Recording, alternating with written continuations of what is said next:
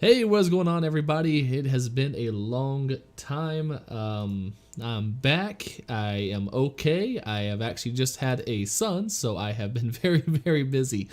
So we're going to try to get back streaming on Mondays and Fridays. Right now, it is our friend's Troy's birthday, so he is not on tonight. So happy birthday, Troy! But Hayden's with me, and we're just going to probably play some Halo. So what's up, Hayden? Hey, how's it going? Not bad, not bad. Busy, very, very busy. Yeah. I also got a new mic, so now my webcam or not mic, sorry, my new webcam. It's a 1080p webcam instead of the 720 I've been using, so it actually looks a little better. Oh, cool. Yeah, they luckily the price, because when I first was looking at this webcam, it was like still running for like over $200 because of you know all the crazy stuff being inflated because everyone buying them for work. Yeah. But now they've dropped back down to like 70, so I was like, oh, screw it, I'll pick it up. That's cool. Let's see. Oh, I forgot they don't have the custom playlist anymore, custom game browser anymore. That sucks. Yeah, it'll be back. Yeah, apparently the testing for it went really well. I bet. They said, they basically made it as open as possible so they could just flood the servers to, of course, just push it to its absolute limit. And apparently they didn't have any real issues with it. That's good. Nope, no, not that. I'm ready for Infinite, though. Or at least some news about Infinite. I need... Oh, they just released some new characters. Oh, yeah? Yeah, like Hyperius or whatever. Man, dude looks fucking like awesome. He has like severed Spartan fingers as a necklace. Jesus. Yeah. Dude just looks Fucking just like black armor with like red, aesthetics to it. Just really, really cool. Yeah. Like looks like the kind of Spartan that every douchebag wanted to make when they were younger. So the Hayabusa crown. Dude, he has Basically. like a skull of some animal as a helmet. Like Jesus. and it looks like he has a Locke's helmet also as a like a shoulder piece. Like Oh, he thank just God. ripped it off of If Locke Locke's. dies, I'd be so happy. I will too, but I don't think they will. God, he is the most... I mean, I know he's black, but he is the most white bread character. Of, like... that I've ever fucking seen. I mean, God, if you thought, like, if Chief was getting too exciting for you, then, Locke is Dude, your guy. when you started that off going, I know he's black, but I went, oh God. But no, you're right. He is totally a white bread character for sure. Like, just nothing. And like, you kind of like forgive Chief for it because you've gone along for the ride with Chief, right? You've gone through Halo 1, 2, and 3, and there's been times you've learned his emotions to a point where when he nods his head, you're like, oh, Chief's sad now, without having to actually see anything. Yeah, like It's like the Hulk. yeah, like when Chief is looking over Johnson and Halo 3, it's like he's sad. He doesn't have to say anything. Like that's Halo 3 did a good job with even with his lack of emotion, kind of having him emote in certain ways that just worked. But I mean, he had the best looking face in Halo 3. So I mean, ain't that the truth? made it kind of easy. Yeah, Halo's always struggled with people. I would honestly say in 1 they seemed to look the best. Like they got worse as the games went on until like 4. Yeah, 4 they look all right. They look pretty good in 4, I think. And they look pretty good, I think, in the remastered Halo 2. Yeah. Well, I mean, that's, Do you mean the cutscenes or the actual, like, game itself? No, I think in the game they still look adequate. Like, it's not like blowing me away, but I still think they look good. Yeah. Like, enough for me to, like, not look at them and go, oh, dear Lord. The Halo 1 Anniversary ones just look so bleh to me. Like, Well, even the cutscenes. That just kind of Reach Marines in general. Yeah. Like, Reach did a decent job on faces when it came to, like, Noble Team, but for some reason the Marines did not get that same treatment. See, you got the legendary plate. Yeah, I got all the wins in competitive, so I just played a shit ton of Hey. Halo 1. That's what I've been thinking about doing. I've won my first Halo 1 competitive thing that I played like as part of that challenge, so I've We can honestly jump to been some thinking Halo about 1 just doing competitive Halo because 1 gets doubles. about to say it's doubles, and I always love Halo 1. There's only like a couple Yeah. maps that for whatever reason I just suck at. Like I will not win if it's I think Derelict is what it is. Maybe is it Derelict? I don't God. know. What? The guy had like the Rhine armor, like the stuff that you get with the exchange bundle, but he had like a katana and Hayabusa, and it just looked like one of those like deformed clones you see in movies. It's just like, kill me. Yeah, I still stuck with the all Halo 3. Except I guess I'll give myself some like wrist guards and feet. So basically everything that could be classic Halo 3 on me is Halo 3, except for maybe the backpack, I guess, because that does look pretty sweet. However, I wish there was like a second knife. Like maybe they'll, I guess, do another one, which is like a legendary one. But Yeah.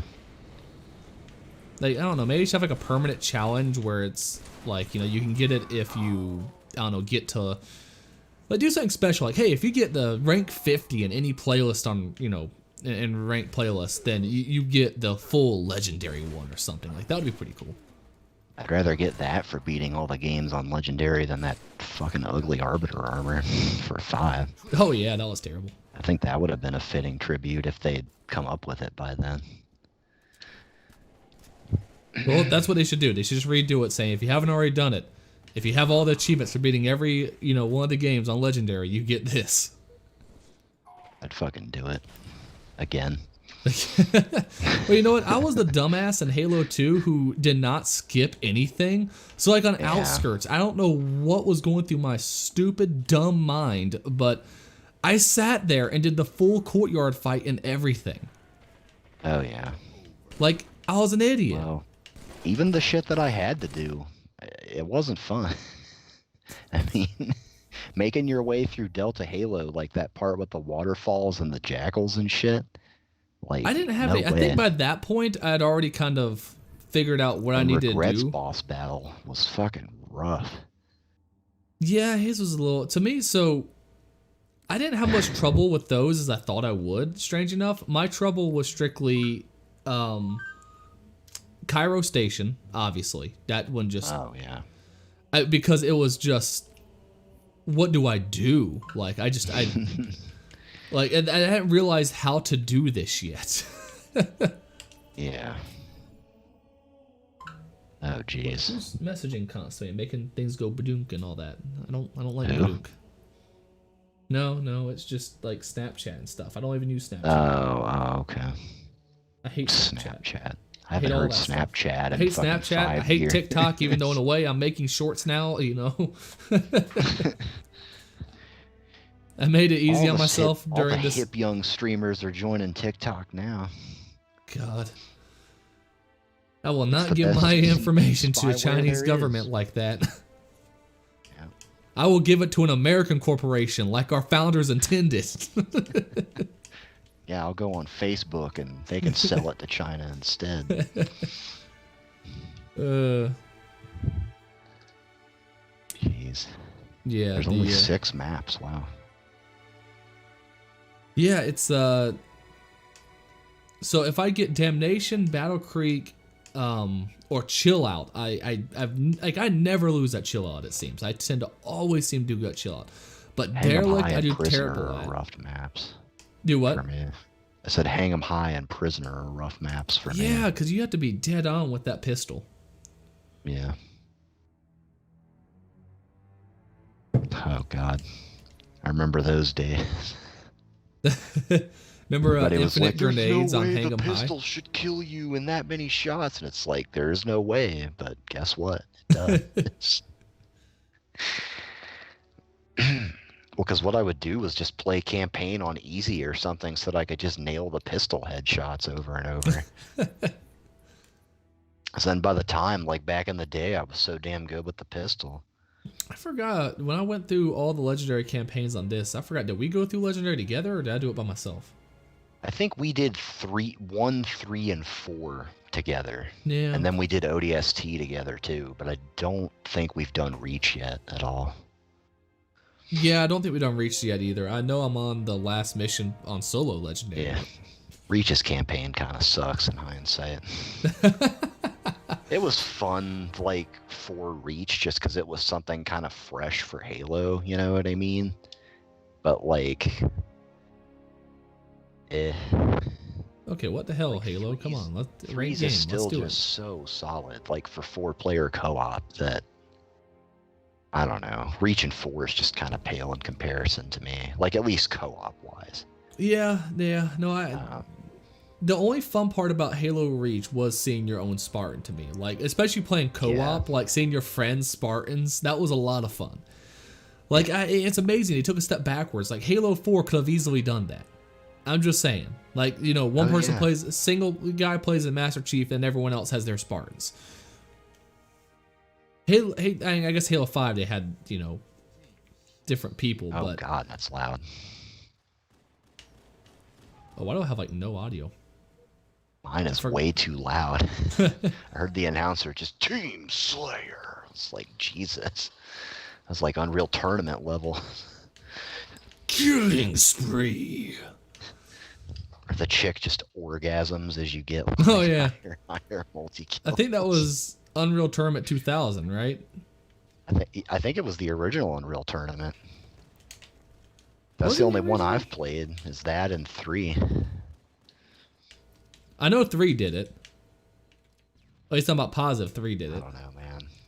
That was back when Epic Games, like, the company that went from that to Fortnite is just such a shame. I'm still disappointed that Unreal Tournament 3 never really took off. I really did enjoy that game. I think it might have taken off on PC. It's just that we didn't, like, play PC back then. But, like, on True. console, it was just, like, there was just, I don't know. It wasn't that there was stuff that was better. It's just that there was stuff that was just gonna be more popular on Xbox Live specifically. Actually, I played a decent amount of it on Xbox, strange enough. Mm. So, But I don't know, didn't like, really it care had for some the third one kick-ass too vehicles much. too. Like the fucking tripod from fucking like War of the Worlds. I was Just like, what are you going for? Like, you're gonna say World of Warcraft. Yep. Hey. Hey. Is Hi, he Cat. right there? Yep. Oh, bring him into focus. He's in the sling. I know he's in a sling, but still. He's adorable. Can't really see. Okay, you He can kind of got see his head. Hey there, buddy. While Mel playing a ranked game, I'm just like, look at my baby. Look at him. Oh, wow. Oh, he's asleep. Baby's more important. Oh, hands down.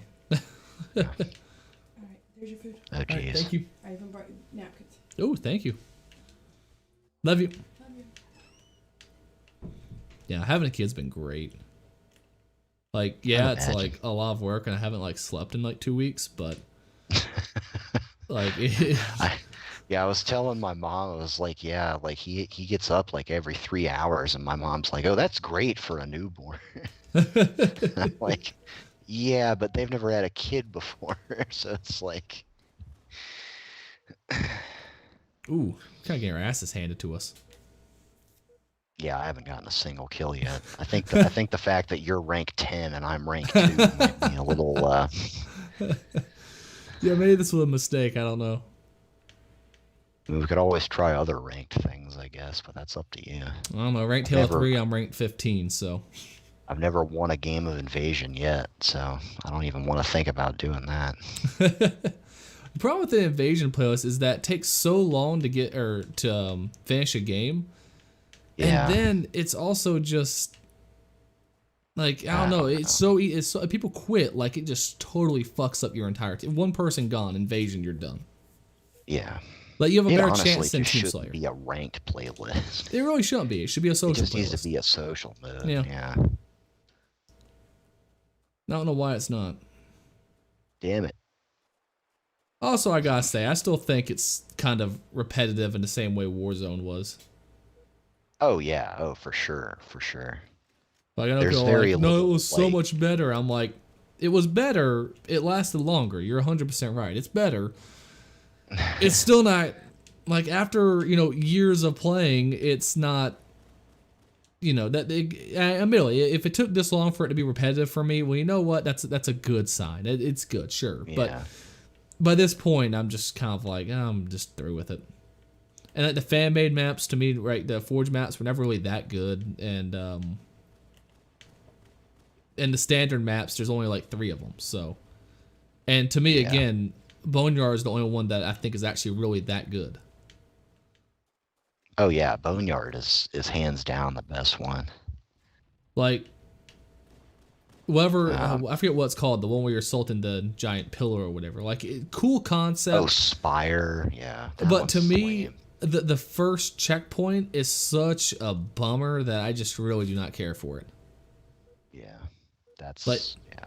If you eliminated those first 2 points and made them a bit more, I don't know, like an exciting junction, like maybe I'd be a bit more like, hey, cool. But like even Boneyard just had a better spot for you to start off at. Lord, this Mister guy is fucking Jesus Christ. He has 20 of their 25, 21 of their 26 kills.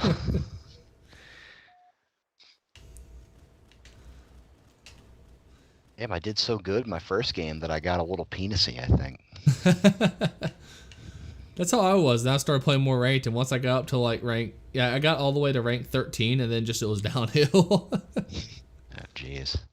I still never lost a match on Chill Out though, which is like one of my favorites. So Well, I feel like if you're really good at like Halo 3 especially, that's, I don't know. I don't really like saying that games take skill because like, I mean, every game takes some kind of skill to play in some kind of area. I think Halo 3 had the most fair amount of skill needed to be good. Like, Yeah, I guess, yeah. there that's- wasn't that's that probably- many like just cheese options for like Halo 3. No. Like, either you especially, were like, good or you R were. starts and shit. Yeah. Well, like Halo Reach, Hey, my first kill. like I feel like Halo Reach just there's enough. I don't know. Oh, I don't God. feel like it took the same amount of skill, or just it didn't. I don't know. It didn't flow right to me with it. Well, it was the dumbest thing to like give everybody DMR starts. That's a 3-4-3 thing Yeah. that they started. Is everybody has precision starts like in Big Team and other types of Slayer. Remember when that And used even just Assault. remember when that used to just be called MLG loadout? Yeah. Well, now like since MLG are the people like that they actually want to cater to. They don't really want to cater to like a casual or like even intermediate Halo crowd anymore. I still say precision weapons should be almost like a power weapon in itself, right? Like it should serve Oh, a yeah. purpose on the map. People should kind of fight over the ability to get that precision weapon. Both sides kind of start with one or something kind of like what Breakout did in Halo 5. Yeah. Yeah. There was BRs on the map, but it was only one on each side basically, and it Breakout did its give you an original advantage. form was so good. They kind of screwed that one up too. They just Well- changed it to like standard elimination. Oh, Breakout, yeah. Yeah. I really enjoyed Breakout. That was my favorite game mode going into Halo 5. Like I It was really the one enjoyed that it. felt the most like new. I don't know. And it felt like it worked still for Halo. Like I was very skeptical at first. Oh yeah. Oh yeah. Yeah, for the beta I can remember that was like the go-to. It's crazy to think that there's more time between Reach and 5 than there is between 5, or less time, I mean, between Reach and 5 than there is between 5 and Infinite. I mean, I hope that's a good thing, Like, okay, so they've taken their time, okay, that's good, right? But From what I've heard, and this is all just, not really rumor, but like maybe disgruntled employees leaking out info pretty much that they're a little over ambitious. well, what they're trying I to do. believe that, yeah. So, as long as it's fun to play, I don't really care. They're There's- not promising anything at this point, which is good. The only thing they Like- promised so far is a kind of return to the original Halo art style and atmosphere. And if they Yeah. accomplish that, I'm more than likely will be happy. Yeah. And I really hope the campaign's good, obviously. But like, if it isn't, it's not gonna like after Halo 5. I don't want to say how much worse could it get. Oh, what's Oh, happening? jeez. Oh, Nick is calling. Hang Oh, hello, Nick. Hello. Cool. Okay. Where's Hayden? We were in a call ourselves, so let me recall him to get him in here. Oh, gotcha. Let's see. Slam on, your Thor. keyboard to make it happen. Wait, you're using your controller? For Halo, I do, yeah. What is wrong with you? Hey, for Halo, controllers more than acceptable. Aren't you trying to be more, though? Be part of the master race. Hmm. Someone on No. my friends list was playing Conan Exiles, and was like, why? What are you doing? Hello. Okay, Fuck. there There we you go. I'm sorry, Hayden. I didn't know you guys were in a separate call. That was my bad. Oh, no worries. Okay, I think, and by the way, we are live, Nick, so just for a heads up. I figured. I saw you guys go live on my phone on the way home. Sweet. So we got Nick Cool. in, yay. Hello! Jesus.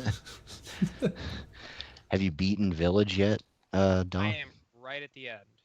Oh, okay. I am taking my time and trying to do everything. Man, is that game easy. Really? Mhm. There is it's really funny that you say that. Like I agree with you, but like there's a buddy of mine that's playing it on hardcore and he can't even get past like the first Lycan encounter. Like that part where you're in the village and they all just start fucking swarming you. Because you're supposed to run from that. Yeah, but and we kept telling him that and it just kind of wasn't really computing, I don't think. I mean, I can understand why he would think that, because I thought that at first, so I wasted most of my ammo, and then I saw the big guy pop out, and I was like, oh no, you're not supposed to beat this. Oh yeah. No, that fucker is like well, and there's I- even like audio clues. Like Ethan is just like, there's too many of them. I Like gotta I get can't outta take here." them on. Yeah, so it's just kind of like watching Twitch like has made me very confident in my ability to figure things out in games. I have to say, because like, I mean, even games that I've never played before, they'll just be like, "What the fuck am I supposed to do?" And I'm like, "Why don't you just try this?" They're like, "Oh shit." In the first game that made me like stare at it for an extended period of time, like when a tutorial message pops up going, what the fuck does that mean? I picked up Returnal. There's Oh. so much shit in there. Yep. Like that game just bombards you nonstop with shit your first run.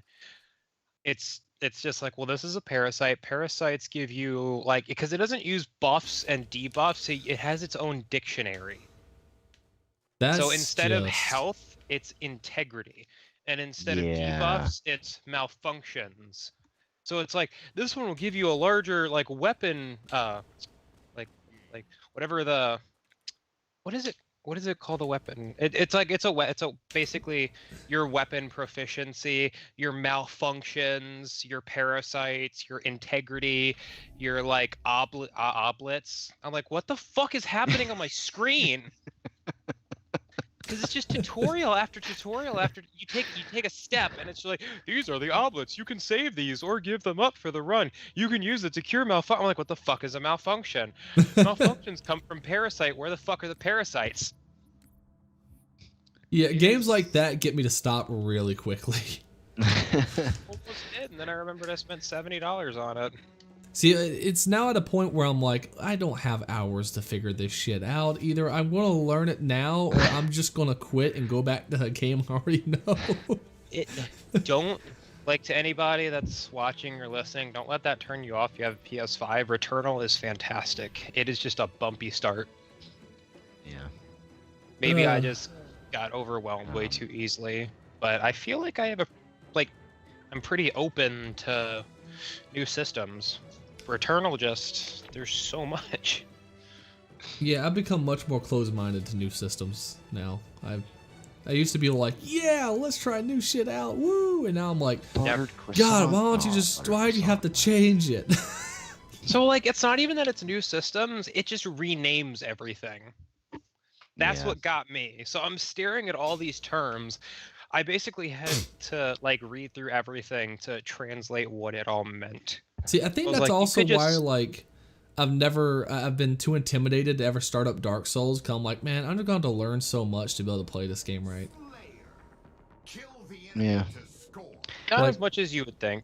See, I got Dark want Souls to. is a very like video game video game. It is if a you know video. what I Yeah, mean. you are absolutely right. It is a video game ass video game. I died.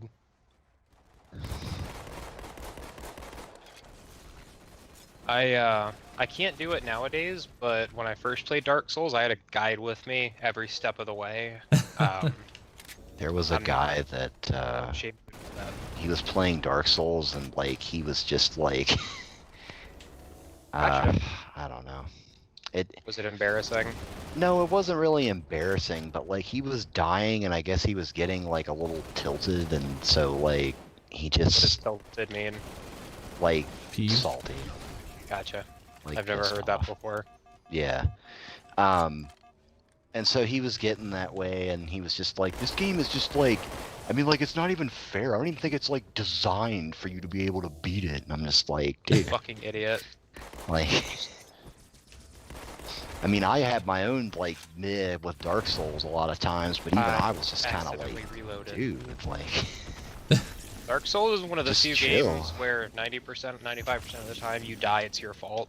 I was about to say, Oh, yeah. Dark Souls, every time I've played it, for the most part, it's always felt at the very least fair. Like, I've never died and gone like, oh, screw that, that's bullshit. Like, I've always kind of gone, man, why did I not do X, you know? So, Yeah. there are the occasional just like glitches like that come way the fuck out of nowhere, but that's like maybe Or when you get, like, 3 to knocked off of 4% of something. the experience. Yeah. yeah, see, So, it's kind of like it's the not difference. really enough to like make it Damn. like, you know. Like, I'll It's- compare it to, like, Halo 3 Legendary versus, like, Halo 4 Legendary. Even though Halo 4 Legendary is easy, it's also not fair.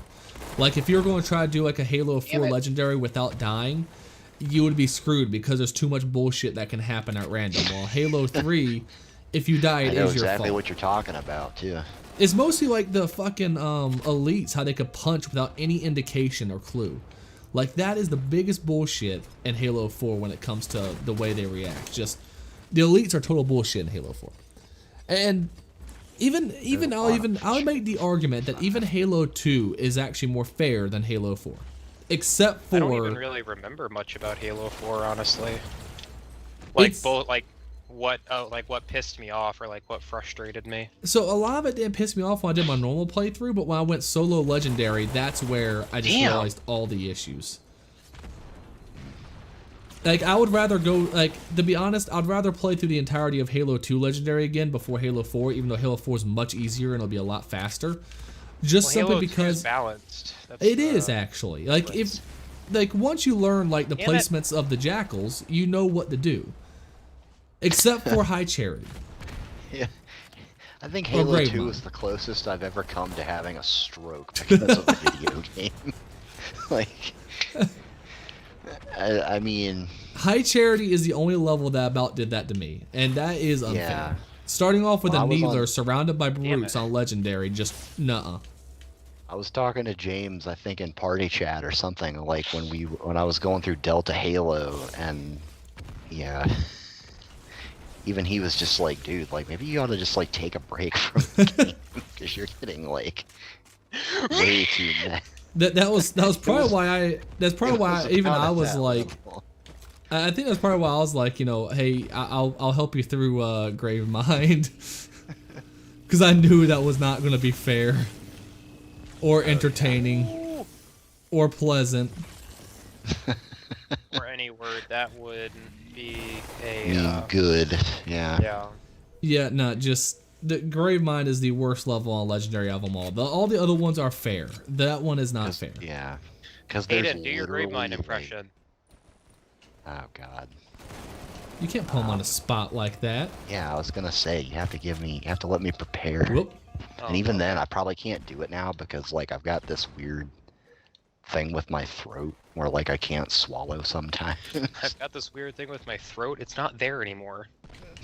Where so like I have to like it's weird. I have to like do this weird thing with my throat to be able to do the grapevine voice. Kind of like how Tom Kenny has to like move the skin on his throat to laugh like SpongeBob. Ugh. It's just That Yeah. sounds awful. He's like, it sounds a lot better than that. I was about to say, that sounded nothing like SpongeBob. just I just picture him doing that to just like warm up. Just Tom, you ready for the day? Oh man. I don't know. I could see Doodle Bob maybe. Oh god.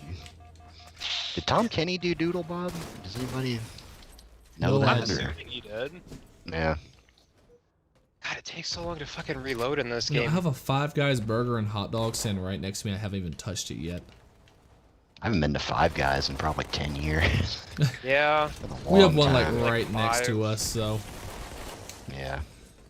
feed it to your baby. Do it now. One of my little stupid thumb grips fell off while I was trying to kill somebody. Damn it! Yeah. Was that you? Yes, it was. Um, but yeah. No, from everything I've seen though, Village just from everything I've seen the whole game at this point, Village looks fucking awesome. Have you been playing it or just watching people? I've play been through it? watching people go through it. Yeah. It like this isn't a bad thing. I feel like it's important for me to preface that before I say it. It really, Hayden, it really wants to be Resident Evil 4 from the inventory system Yeah. Oh, to yeah. the big fish enemy in the lake to the flooded area that you come across Well, to the Now- to like the ganados that come at you that are basically werewolves. one of the Now, that guys I was sounds really watching, good to me. Oh, it's Oh, yeah. fantastic. Go ahead, Hayden. one of the guys that I was watching play it, that was his first Resident Evil game. Oh wow. And so, like, no knowledge of 4, no knowledge of 7, just like, hey, this is popular, so fuck it, I'll just go through it. He loved it. Like, he was You so in guys- love with it by the end of the game. You guys mind if I spoil something? I mean, Hayden, I'm sure you've seen everything in it so far. Go for it. So there's a part that caught me. I have my girlfriend here for this. It caught me so off guard. It was the closest thing to Silent Hill that's ever existed in the last 15 years. There's a part where, because basically, if you don't know, in Resident Evil Village, you're going after the 4 lords. One of them is a puppeteer. And Oh, God. yeah, you know where I'm going. One of them, fucking, you go to like find her, and you're doing all these like little challenges, and suddenly like the power goes out, and you're like, all right, that's fine, it's Resident Evil, whatever. And you're going down this pitch black hallway with your flashlight, and just James, at the end, there's a gigantic, monstrous fetus crying at you, saying, Ugh. "Papa," chasing you down the goddamn hallway. Fucking horrible. I loved every Yeah. second of it. You know what So- was great? What does it have to do with Resident Evil? Well, because he's trying to find his daughter. He's trying to get his baby daughter back. So it's No, I trying get to be that. like. I think it was their attempt at psychological horror, and I think It it worked. fucking really worked. well. I was smitten the whole time. My Oh, girlfriend yeah. was like, "Ugh." No, I mean more in the respect of how does it It's- fit into the Resident Evil universe? Well, it's a whole new like set of Yeah, characters. 7 is almost like a reboot, kind of, and then 8 Well, I'll say continues it is a that. fucking reboot. Yeah. Well, again, I get all that. I'm saying as I like guess word your question in a different way. 'Cause So, it's, like I said, it's totally. I it's- never remember it's Resident fine. Evil having like magic. Oh, Magic. that. No, it's yeah, cause there is magic, cause she like turns herself invisible. That I don't know. I think they're just leaning into like the fantasy part of horror. I didn't think I would like it as much as I do, but I love it. Like I love the like werewolf enemies. I fucking love fighting them. It is so rewarding gunning down a pack of them and going around and picking up all like chem fluid. Enemies drop stuff again when you kill them. Oh, that's cool. I don't know why that makes me as happy as it does. So That's a good point, because they didn't in 7, really. Nope. So basically, yeah, because like every Resident Evil up to that point, as far as my knowledge, has always tried to explain stuff through science, through some regard, even if it's kind of. that shit crazy, yeah, it's always Yeah. been through science. So, but this one just goes, you know what? Screw science. Werewolves, Well, vampires, whole nine there's- yards. There's There some is science behind it still. Yeah. It's just that a lot of it doesn't look like there's any science. Like there's a new parasite, basically. Ah, Yeah. They Oh, don't yeah, really yeah. talk about it all that much, strangely, even though the imagery for it is everywhere. well, like, when you say near the end, like, how far are you? Like, Do you if know all describe... the characters' names? Yes. So I'm in Heisenberg's factory right now. Yes, James, his name is Heisenberg. I'm in Heisenberg's factory killing all of his really fucking awesome mechanical goons that he made. Oh, God. Chasing it fucking down. Stern was metal as shit. Have you Stern. got to that guy yet? No, I don't think so, but now I'm Okay. excited. I just I'm at that part where the merchant is in the elevator and you're like moving the elevator up with the merchant inside of it. Oh, okay. My objective is still just escape the factory. Okay. Is Stern like a character or is he just an enemy? He's a mini boss, basically. I came across a few of those guys that were totally like completely armored. They looked really sick. Yeah. Those big guys with the axes that you can come across do not fuck around. Those guys kind of remind me of the Regenerators, like the look of them, and like the fact that they have like, are those the guys with like the glowing hearts or whatever? I mean, yeah, those are the guys I'm facing right now, but the guys I was talking about that don't fuck around, there's like a part where you complete a gravestone, and then when you do it, this massive fucking guy with a like hammer and axe pops up. He's just a big guy, but he like fucked my shit up. I've only died once, but he got me close. But yeah, those guys are definitely like the Regenerators. I gotta say, the Regenerators scared the shit out of me when I was first playing through Oh the game. God. Yeah. That breathing they had, that like, Yeah. just creepy. 4 was so great, just like all around. You know. I know. That's Like, why I say- look back at the story and go, that is a stupid ass story, but it is great. That's It why I doesn't, say this like- game wanting to be 4 is not a bad thing at all. Oh yeah. Yeah. Well, because like 4, 7, and 8, they know exactly what they How are. stupid it is. Yeah. 8 is like showing you, like, you want to see this cool shit?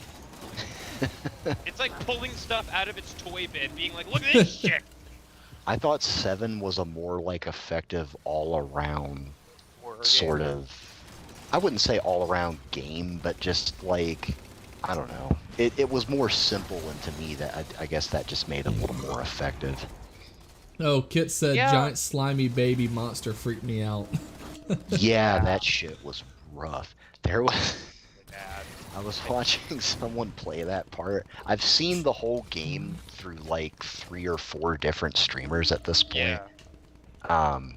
And she got to that part, and it was like, we never actually saw the thing, was what the scariest part of Oh, did she keep running from it? it. Yeah, she just kept running from it, but you just hear like, Papa. Dad. It's like, well, because it just sounds like a giant baby. Like it doesn't, it's got like the same like high-pitched little like voice of like a baby. And so we were like- chasing you. Yeah, so we were just like, I don't know what the fuck that is, but it doesn't I sound want to good. find out. And then like when she got to the elevator, it was just like its face just Close, like close, crazy. close, close. Yeah. And I was like, oh god. But No. I think it was honestly more scary because we never saw it until like the very end. Damn it. Now, the best giant fetus monster is still Half-Life 1. Just gonna put that out there. Oh god. Oh God. I remember when you played through that on PS2 and Ryan the whole time was just like, what the fuck is this?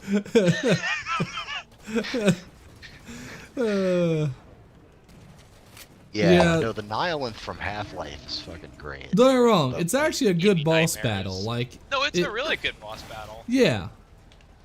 Like, I think is a good finish for the game. But, Better than Dr. Breen. That's lame. I'm just getting destroyed. yeah, Half-Life 2 had Not more of fun. an emotional ending instead of a gameplay ending. Yeah. Half-Life 1 was Yeah. game as fuck. It was like, look at this shit right here. And I will say, Black Mesa fixed Zen. The Zen is I heard they made it longer. Oh, it is much. It's basically almost his whole game at this point. Like, it is a long portion, but it's enjoyable. Why would they? I was about to say, why would they do that then if everybody complains about it? You said it's enjoyable. Oh, it is enjoyable all the way through. That's good. So they redid Zen completely, as in it's not even like you would not even Yes, you would this not is the know same it's a area. remaster. It's normally would be a bad thing for a remaster to say like you wouldn't even know it's a remastered because it's not. It doesn't even seem like the same game, but like it's I so saw good. some people torn on that. They're like, man, Zen is great, but it's really fucking long. Like it's hours now instead of like an hour. Yeah, it is, but it's so good. Like when you're first going and finding like the old like science outpost on Zen, and you have like guys in HEV suits with the head crabs on them, and so you It can't looks shoot them in stunning. the body because the HEV suit protects it, and it's just making the dead sign or the dead sound from the HEV suit too. Like it's just creepy as fuck. It is awesome. The crazy Oh, just shit. atmosphere of it all is just it's great all the way around. I love the factory portion had its problems still, but there's so many cool just little moments like finding like all the slave Vortigons working and stuff like that, and like huddling around fires just trying to stay alive and all that. It was great. They were still, Vortigons were still hostile, and They were, but Whatchamacallit. they're during the factory level in the original Zen, they wouldn't attack you because they were just workers, unless you attacked them first. And so for the remake, though, they really push you to the fact of these guys are just enslaved. Like they are. It sucks to be them. Like you need to, like pity them basically to a certain level. Yeah. And they did a great job with it. It was so good. And the final boss battle was still really good in it too. I do like the Vortigons in Half-Life 2 and like the episodes better though. well, yeah. They're so Ev- happy. I was about to say, every enemy's better when it's your friend. Listen, I am still. I know it will never happen, but I still just want Race X to pop back up again. Like, just I don't know. Like, have them start popping in, trying to take over the Earth again, while the Combine are also still, Wow. doing their shit. Just Just the fact that Alex like ended with a tease for a sequel still doesn't really mean that You're gonna get one. yeah. I don't know. It wasn't. It It's wasn't as much definitely as a a. step in the right direction. But I wouldn't even call that a tease. I'll just call that straight up saying we're doing the Confirmation. sequel. I hate VR games, but I want to play them. Dude, if Because you like I ever. know that I'm never really gonna have the ability to play them, most of them, It, until I get my own place. Yeah, you need that little. Even like my little office here is at least enough space to do it. But I mean, Alex is. Can you even That play is the Alex on the reason. Quest 2? Or is it Do what? Can you even play Alex on the Quest 2, or is it too graphically you demanding? need It's too graphically Gotcha. demanding. Gotcha. You gonna get Resident Evil 4, which is exclusive to the Quest 2? If I bought a Quest 2, I definitely would. Dual wielding looks it's sick. Is it in first person? It is. Oh, okay. Well, that I already got makes me Resident feel Evil a lot 4 in better. VR. Thank you. Not as good as this. No, I know. No, so I got Resident Evil 4 in VR in the sense of you still have to play with the controller, but you can just like look around. Like, it's actually pretty neat. I'm not gonna lie. It was part of that Dolphin VR thing for the. They have Hellblade in A VR. GameCube. Yeah. I've been into emulation a lot lately. It's amazing. My computer can't really handle a lot of the PS2 emulation because like PSX2 is pretty graphically demanding, surprisingly enough. But like I've just been doing a lot of PS1, Dreamcast, GameCube, PSP emulation. It's amazing, man. Emulators are fantastic. They have. They are hard. My problem is it's harder to come across now the games you want than it used to be. Yeah. How do you mean? As in, like, it used to be just like one site had almost all of them. You didn't have to worry ROMs.com. about viruses. It was easy. It was good. Now, like, you kind of have to hunt down certain games. You just gotta find a good site. I go to romsmania.cc. Yeah, Yeah, like, Yeah. That's like where I Emu got all- Paradise doesn't really have it anymore. Yeah, Emu Paradise and CoolROM.com, they all got their stuff taken down Yeah. by Nintendo, mostly. Institution. Yeah. But the Xbox, which you can do this on Xbox One, but it probably works best on Series S and Series X just because they've got a little extra like GPU and processing Decent power. amount of extra power, yeah. You can get RetroArch, which is like On it's like a Series pro. X. Yeah, it's like a program that lets Oh, shit. you. You have to like. Well, first for RetroArch on Xbox specifically, you have to get Dev mode, which is like a one-time like $20 fee, and then your Xbox becomes a Dev console. You can switch in and out of Dev console mode. That's But pretty once cool. you do that, you Yeah. can get RetroArch on it, and then you can play. Like I've been playing Wind Waker. When that's like a 1080p 60 frames a second Wind Waker, which is really good with like native controller mapping. You don't have to like go into settings and fuck around with stuff. That's awesome. So it's pretty cool. So I've been trying to find the older Mario Party games, because that'd be pretty dope to be able to like hook those up to like a 4K TV or even just a regular like HD TV and Yeah. play them. Just hook up like 4 Xbox controllers and do it like how we used to, basically. Yeah. That'd be awesome.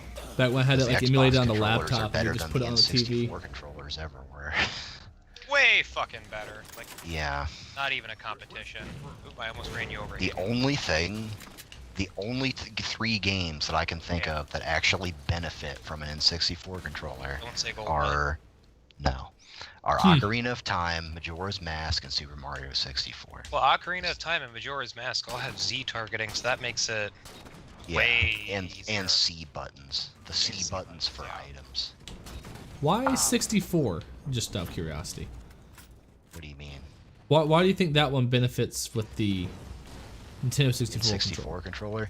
Well, which game? Oh, Mario 64. You mean. Yeah. Yeah, I think the analog stick, is a lot better. Like as far as it was natively better at controlling Mario than a lot of emulation can provide. At Right. least from what I've seen so far. But and then the fact that like the B and the A and Z buttons, which are like basically all central to the action besides the camera, are like all right there at your disposal. They're all like right next to each other. They're big enough to where you're not gonna like Makes sense. fuck it up, and I don't know. So I played a lot of it with the Xbox One controller, and no, to me it works out pretty well. There is a version, like an emulated version. You just need a ROM, and then you can download Super Mario 64 Plus. Like that made like a lot of big waves in like the emulation communities and stuff. It just came out within the last month or so. What does it do and, that's special? Well, the native controller support's a lot better. You can actually increase the draw distance and resolution so that like stuff doesn't disappear That's a big fucking like deal. when you look far away. You can actually like speed the game up and down. You can activate a Without breaking hardcore it. mode. Yeah, you can activate a damn. hardcore mode that makes you die in one hit. Jeez. Shit. So I there's played a the shit out shitload of of that game. stuff. Even I couldn't do that. There's a shitload of stuff that you can do, and like I was tinkering Gotta around kill. with it, and like even like playing Project 64 with an Xbox One controller is one thing, but this guy like legitimately made the game so much smoother. Like knowing that people are going to be using Xbox controllers to play it. It's I keep setup, but Chip man, kill. emulation is just the fucking coolest. I love Oh, emulation. yeah. it's the only way to keep a lot of gaming history alive at this point. Yeah. Yeah, Well, 'cause, really like, is. Kids are I've been starting to playing die. a lot of Dreamcast games. I'm never gonna fucking buy a Dreamcast. You kidding me? Yeah. Or like Saturn games, or like Commodore 64 games. Well, and like a It's lot important. of the physical purists, as I like to call them, say, well, you know, there's nothing like playing it on the original cartridge. And I blah, don't blah, want blah. to spend $100 on Illbleed to fucking play Illbleed. I'm sorry. Also, I mean, I'll agree with them, Good. but just like Nick just said, I mean, I'm not going to pay to do it. Yeah. Like Carrier, Blue Stinger, those are all pretty fucking expensive. And something else is that we're reaching the point now where 3DS cartridges are beginning to die and deteriorate. Oh, really? Yep, there was a huge story fuck. that broke out at Nintendo Life where people's Omega Ruby and Alpha Sapphire, which is a game from 2014, those cartridges are starting to deteriorate and die. Wow. God, look at that kill count. I had 24 of our kills. Good lord. For you, James, how does that So- feel? You getting a Makes it hard-on feel from pretty it? good. Yeah, Wanna just a fucking little bit, come just a on little my chub. face? Jesus. Did you guys see But the yeah. Battlefield 6 tease? Sorry, I had to. Battlefield 6. I thought for some reason you said Battlefront 6, and I was like, there hasn't been a 3 or 4. They What? Yeah. fucking skipped right to 6, bitches! They Windows that shit. Well, I mean, yeah, they had to keep up the policy of not making Battlefront 3. Battlefront and Valve are the only people that don't know how to count to 3. Yeah. Did you guys see Mortal Kombat yet? I have No, not. I have HBO Max, and I've been meaning to check it out, but You should. I enjoyed it quite a bit. Too much talking, but, you know, nothing wrong with that. I just finished Harley Quinn, actually, a Oh. couple days ago. I've been, The marketing for that show was absolutely terrible. Because, like, I saw the trailer for that, and I'm like, oh god, this is just, like... terrible. It The looked terrible. trailers... Yeah, the trailers try really hard to make it seem like this ain't your grandpa's, like, DC animated series. Isn't that what DC's tried to do since like the 80s? Well, basically, but, well, no, because the 90s shows were actually really good. No, I Like mean, but Batman they animated even the series, 90s Justice shows, League, like when you all look that at stuff like Batman Beyond, it's still kind of going like, you know, this ain't your dad's Batman. Yeah, but, like, Batman Beyond was still actually good. Oh no, it was So I great. don't really, you know, like, I'm fine with dark and edgy and stuff as long as it's good. Oh, I agree. It's not But I'm dark saying is, and they and The still went with the Snyder same Cut that same policy just of not is your just dad's. fucking terrible. But yeah, like, but no, like, well, when I say like Harley Quinn is doing that, it's not really like all that dark. It's just very edgy. Like the whole trailer is just like, "What's up, motherfuckers?" and like shit It's like that, oh, she and it said just, fuck, it's a cartoon. yeah. Am I the that's- only person that's- kind of going like, is that actually edgy now? No, it's not, but it's trying to be. Tell them It that. wants you to think it is. But what I was gonna say originally is that the trailers are very deceptive because I watched those trailers and was like, who the fuck would ever want to watch this? Well, I thought that about Titans and Doom Patrol, because those trailers are all fucking terrible. Titan season 1 is honestly not that bad. Doom Patrol That's season what 1 I'm and hearing. 2, phenomenal fucking television. Well, like, right, Um, that's what I'm saying, but like, go back and watch those trailers. That Oh, does not make yeah. you want to watch it. Yeah. When Titan's first trailer literally opens with Robin killing somebody and saying "fuck Batman," I get it. Totally get it. I even Yeah. got to that part in the show, and in the show it actually made sense. Because like he's trying to like become his own guy without Batman. So like I went something back and actually watched the season 1 finale of Teen Titans the other day. Yeah.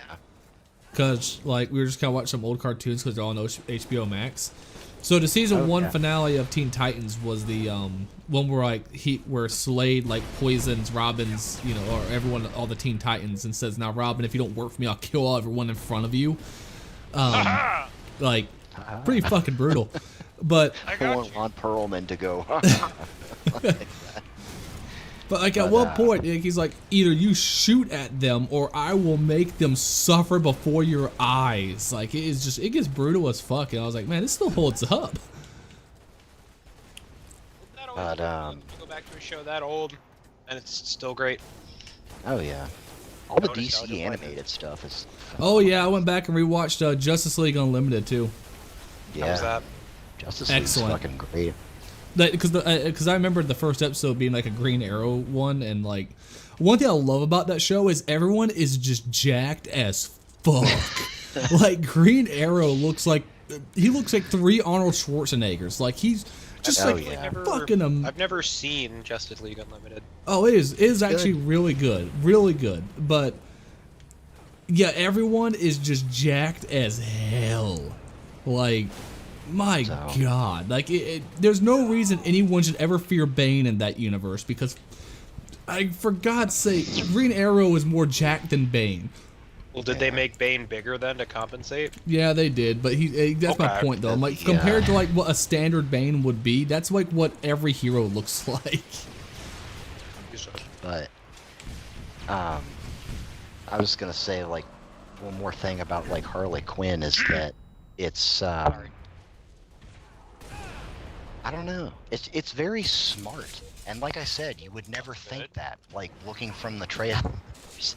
But like everybody in the show, because like it is a comedy, like they're a very funny twist or like subversion of what the character usually is. Because Is like it trying Bane- too hard, or is it pretty no, effortless? it's actually pretty good. good. The first, I will say that it takes until about episode 4 to kind of establish its tone, like as far as like what it's going for and like Right. what every character is supposed to be like. But like once she like assembles her like whole crew together, like King Shark, Clayface, Dr. Psycho, all that stuff, is when it Dr. really starts. Psycho. Yeah, he's a That's- midget, and he's a disgraced supervillain because like he was fighting Wonder Woman and he called her the C word, and so Like that's like in the show. It's canonically Yeah. C word, Yeah. so now he's And he- disgraced.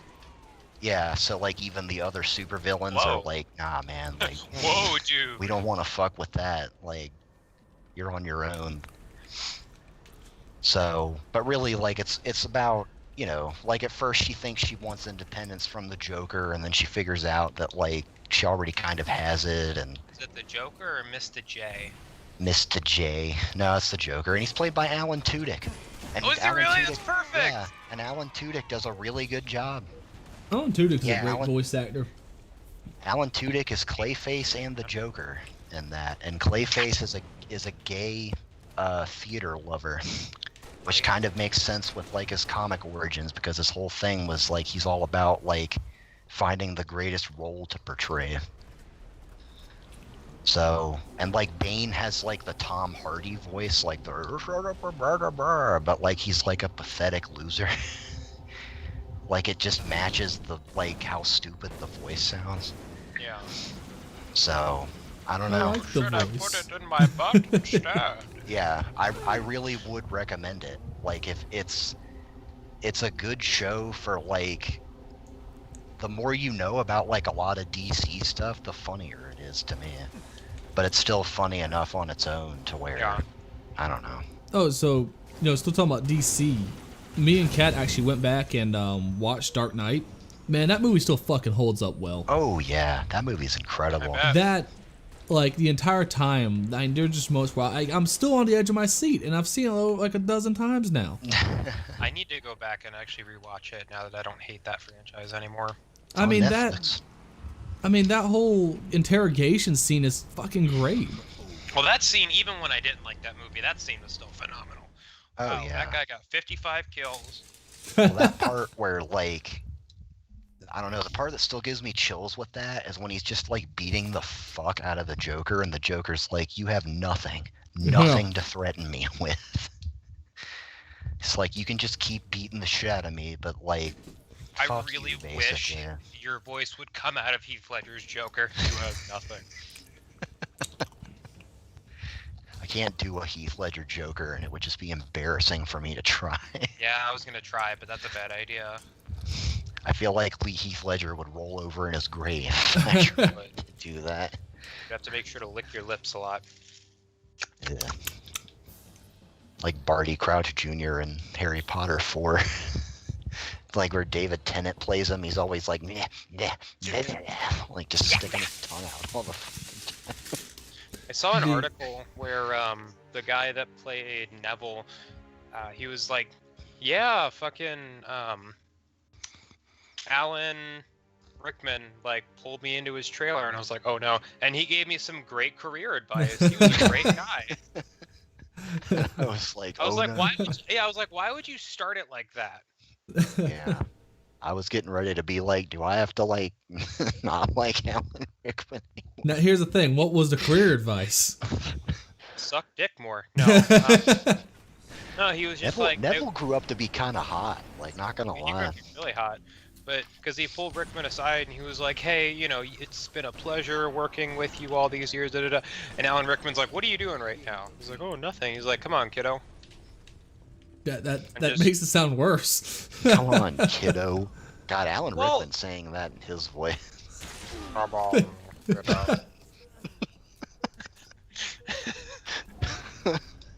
But you know what I mean, because Alan Rickman was old as hell when that show, or not show, when those movies finished, and Neville was a kid. He was old when they started. I was about Yeah. to say, wasn't he like? He was 53 when they first started filming. I think. I will still say this. As much as I really don't care for Harry Potter, the acting choice, like the actor The choices and adults stuff, was are great. perfectly cast Yeah, Fucking superb. in those movies. like I do feel like Hermione kind of grew up to be too hot for the role, but I don't like know. that's not and- exactly her fault. The hotness isn't the problem. What's the It's problem? the fact that Emma Watson can't really act. Is what the problem is. Well, yeah. She's hot. So, Now, She Amelia, can't I did act. not get very far into the books. I only got halfway through the third one. I bought But- most of them because well, everybody was had she them. doesn't grow up to be hot. Spoiler. Well, that's just it. Like, I never, like, reading the books, like, I couldn't Like, imagine what did her she grow up to becoming, be? like, Well, they never really like. they make her out to be kind of Say- just plain. Yeah, didn't think she she's died or not. something. She's not really pretty, but she's not really like ugly. Ugly. You know what Yeah. I She's mean? middle of the road. Which, I mean, suits her character well. I mean, she's, Well, because like Kinda until the the- fourth book, she actually has like buck teeth, Oh, that's cute and though.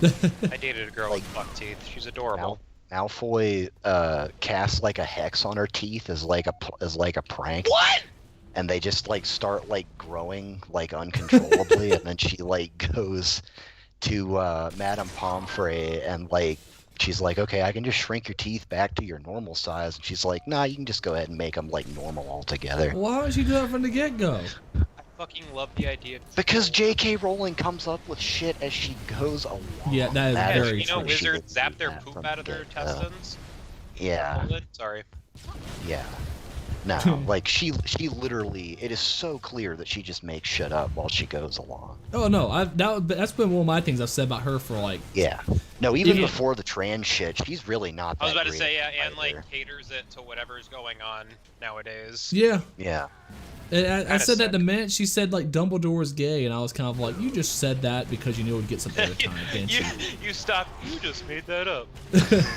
I mean, Well, I'd say so. I Oh, mean, yeah, like somebody was ki- even just like, the most hilarious one of that to me was just like, well, Hogwarts didn't exactly have any Jewish representation, did it? She just tweets Anthony Goldstein.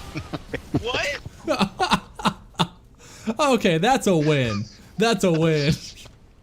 I was just like, is this more offensive than what Now, it I will already say, kind of was. I'm not saying that she's an anti-Semite. I don't think she honestly is. No, God. But man, you could interpret some of the creative decisions in Harry Potter to be extraordinarily anti-Semitic, especially considering the fact they made the fucking bankers hook-nosed goblins, and just Goblins are greedy and love gold. you What just. more do you want? Maybe it's more so the movie representation of them, but man, I saw that pop up on TV while I was visiting my parents, and my first thought I was, just "Oh imagine- God!" Like I imagine Tyler's like wide eyes with his eyebrows going up, just. Is Tyler Jewish? Well, no, like, you know what face I'm talking about, where he's like uncomfortable. He's like, Yeah, I know exactly what you're talking about. Oh, by the Okay, way, thank Kit you. says that Emma Watson's weakness is that her eyebrows have a life of their own, and she acts with them way too much. I'd agree with that. Yeah, I wouldn't say that's her one weakness, but I mean, yeah. it's definitely her. It's definitely one of them. Yeah. I'd still hit it. Well, of course we'd hit it, but that's besides the point. It's still Cream Yeah. on those overacting eyebrows. Yeah, Nick. Come on. Just on the eyebrow. that's totally what most people were probably thinking. There's a guy out there that wants to do that. Don't even pretend like there isn't. Is there I mean, eyebrow she's fetishes? 31 now. I feel like it's, There's a guy that wanted to do that. Listen, it's still creepy the fact that there was at one point a countdown for her. I'm just saying. Oh, yeah. No, that is very Well, creepy. weren't people That is already a- like checking out Millie Bobby Brown, being like, "Yeah, she's gonna be beautiful." Yeah, Oh my God. Oh, that's so fucked up. Like it's like pictures of her came out like all dolled up in makeup, and people were like, Oh yeah, her and Chloe Grace Moretz. That was just disturbing. Remember seeing Chloe Grace Moretz in Big Mama's House 2 when she was like 6 years old? I never once thought she's gonna be beautiful. I'm sorry. You can't. I think You her and can't I are keep actually around the saying same age. Yeah, I think she's a little bit younger than you. Yeah. oh yeah, She was after in the whole Hugo. That was the first thing I saw her in that I was like aware that it was Chloe Grace Moretz. Kit was talking about saying that after the whole turf thing, all the actors were like, "Yeah, we're not with her." She got like Well, hey, abandoned some of the quick. older ones were. After the whole what? trans TERF. stuff. Yeah, Trans exclusionary radical feminist is what TERF means. Basically, it's the position that like they're not women and shouldn't be like included in women's rights and women's struggles and that kind of thing. And that's what J.K. Rowling believed. yeah. Believes. Gotcha. Believes, yeah. Sorry. Well, did a or, die-hard here- stand on it on but Twitter. here's the Like, of thing, all I mean- fucking things to pick. Like, why would you choose that hill to die on? I see you on 2020. Twitter acting your age. Like, Like, whether you agree with it or not, it's just like, why? Why? Well, did she really pick that hill to die on, or die did she just say something and everyone kind of jumped on it? Well, what it Well, did was she was defend that it? Well, I mean, Like, that's still how not it- picking the hill to die on. how I it- mean, you shouldn't just change your belief because people attacked you. I mean, Oh if no, you, no. But I'm just saying, guess- isn't like she didn't like go out like I am going to take a stand here. She just kind of was like, I think this. Well, she did actually say that, like, the whole. Anyways, it's just a fucking mess. What it originally started was that. I think Oh, the apparently, okay. So Guardian, she like, wrote an essay on it too. Okay, well then Yeah. that's a bit Yeah, more. she What wrote a happened? whole essay about how like she was sexually abused and how like trans women being able to go in bathrooms is like a big fu to women that have been sexually abused and shit like that. I mean, Oh, I remember that. yeah, it was honestly kind of fucked up.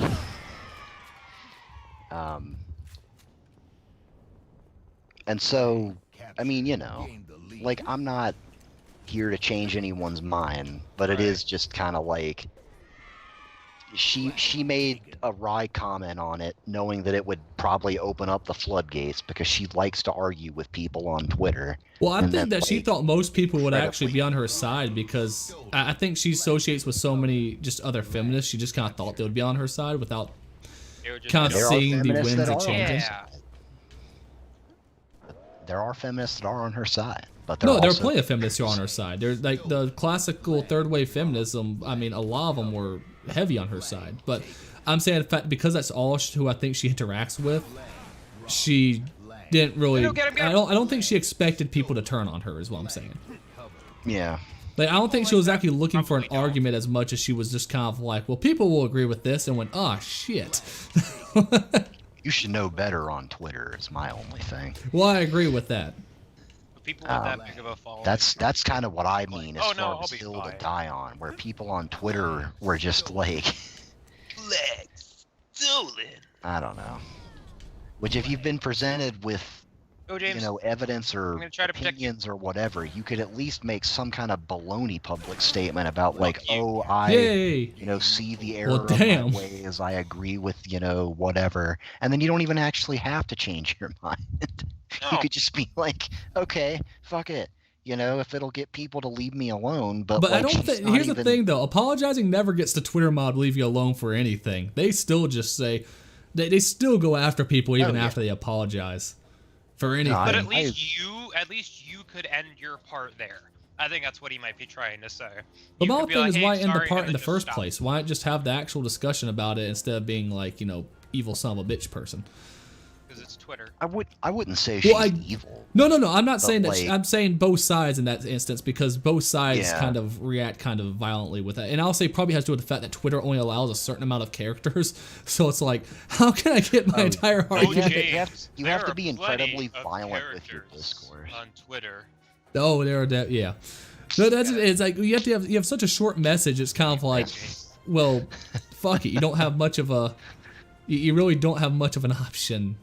Oh god, Dino Blasters. This game sucks. Uh-oh. I think we can all at least agree that Twitter is a cesspool of like scum and villainy, right? I thought he was gonna I'll say. bet At you least we the can all fire agree mask. that Dino Blasters sucks. We'll probably agree on that by the end of this game. I've never played it, so I have no. Jetpacks and concussion rifle. As a Gotcha. I'm just not gonna touch the ground. There's no reason not to. Oh, also you never have to reload. Oh my God. As I am Sneakers Oak too. Or you also never have I'm to not stop taking my jetpacking. sneakers off, 'cause I am Sneakers Oak too. Oh, I forgot we're also elites. I guess that makes sense. We'll never catch him. Not in these shoes. I killed somebody. Oh god, I'm going too high. Why? I don't know. I forgot you can be in space here. James, you can never be too. Oh god, I'm going off the ship. They keep hitting me with concussion rifles and I keep floating further out into space. Keep pushing him out further. You guys might be familiar with these YouTubers. I'm pretty sure Tyler is. It's a group called Mr. Sunday Mornings or Mr. Sunday Movies. Excuse me. I think I've heard about it, but And they I'm do not like familiar. they do a series called Caravan of Garbage. Oh, I know them. Yeah, That yeah. specifically, yes. Okay. But anyways, yeah, I've been watching them just to like, I don't know. I think they're funny. Watching a lot of his name's Minimi.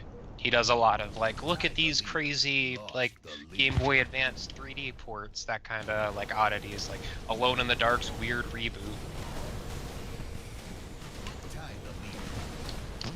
There was one guy on that Mr. Sunday Movies thing that said why you should play Uncharted 4 even if you don't give a shit about video games.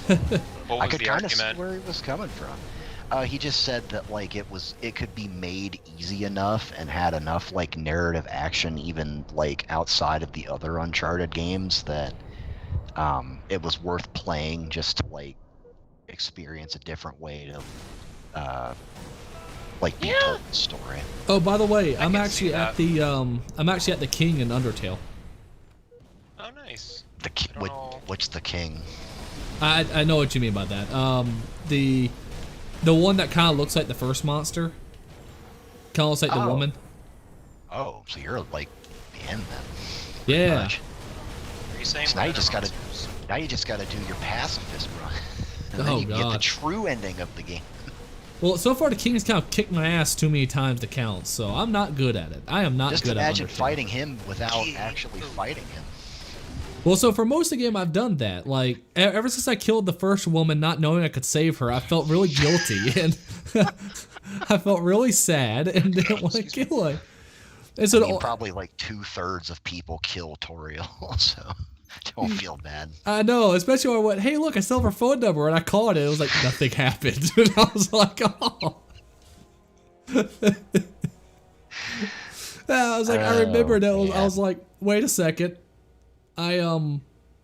She said that she would always be there if I called.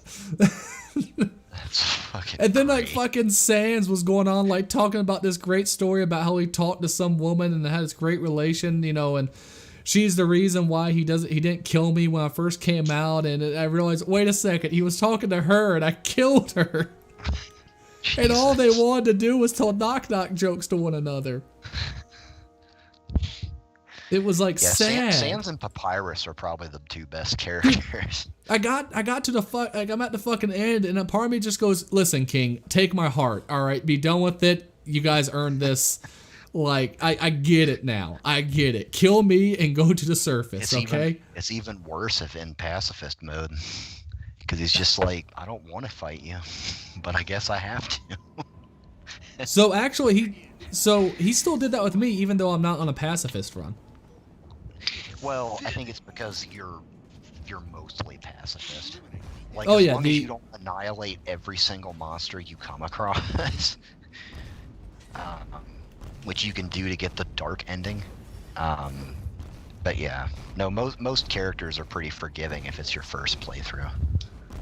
Yeah, so like the only enemies I've killed were there was like a couple times I was like, listen, fuck it, I need to get a higher rank here because I'm just dying too much and I suck at this game. And so I killed some of the like just base monsters, like not like the actual, like I guess like Bosses. yeah, Yeah, I know. like the things are like the fucking like seahorse dude who's muscular, right? Like that shit. Like at first I just outflexed him and, you know, he ran away. But then I was like, listen, I'm sorry, dude. I gotta kill you. I need the XP. And then what do you know? Sans comes up and goes, yeah, so about the XP. You know, I'm so glad you got all those execution points. And I'm like, well, fuck, thanks. And he's like, you know that love meter? That's the level of violence indicator or whatever. I'm like, god damn it. The feel game like has a such great way of bastard. making you feel bad about your decisions. Oh yeah. I'm really surprised that you liked it so much. Oh no, To be I honest, absolutely just love wouldn't have it. figured that was your type of game. Like, I suck at it. Like, the gameplay aspect I suck at. But I love the story of it. I love the atmosphere of it. You do that. And obviously the music is amazing. Yeah. I mean, the Oh, yeah, music's the music. the music's Can the you whole believe reason that I it's all played one it. fucking guy I know. that did all that? Like, that's crazy. So I follow a channel called Insane in the Rain. Yeah, Insane in the Rain. Insane in the membrane. And basically what he does, he basically just takes all this different stuff and makes jazz covers of them, and it's just great. But he did a whole album called like Live at Gribley's or whatever, which is just nothing but all the Undertale songs in a jazz format. And I was like, man, this is like some of his best work ever. I gotta check out this game, and that's what got me wanting to try out Undertale. Was Oh yeah. that I've just listening to the music? That's my ringtone, actually. I've had that as my ringtone for like years. What amazed me is how many times I've heard Megalovania and never knew it was from Undertale. Oh yeah. It's amazing the impact a game can have just like based on its music. Well, I yeah. am a person who really likes, like, I don't know, just music and movies and games and TV shows and stuff. Like, I don't know why that always really resonates with me more than most other aspects of stuff. Which is why I think it's also why I still actually really do like the prequels, just because the music in it is just so good. Like, And I just, Halo. yeah, Halo as well.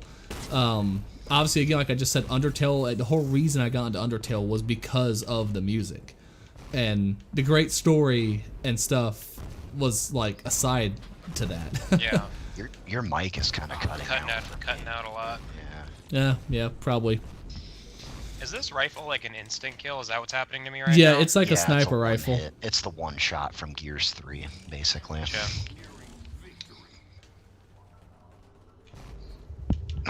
I can remember when like Halo 4 was first coming out, and all these people were like, "This is just the one shot from Gears 3. Like, this is just Yeah. this from that," and they're like, "No, it's never been done before." Oh, do you guys remember when they were talking about, yeah, we have this thing now where you can see who just killed you. You can see from their point of view. It's totally Yeah. new. Yeah, the kill cam. I do remember that. That fucking got me. I love So- that. To a point, actually, I don't mind the kill cam being in Halo, but yeah, I mind don't it know either, why but they just don't don't go say it's like, new. hey, kill cams are kind of Yeah, cool, it's so we not. decided to. It's not like a new. Yeah, And like, it's I don't not know why they unique just to weren't Halo. honest about that. I don't know.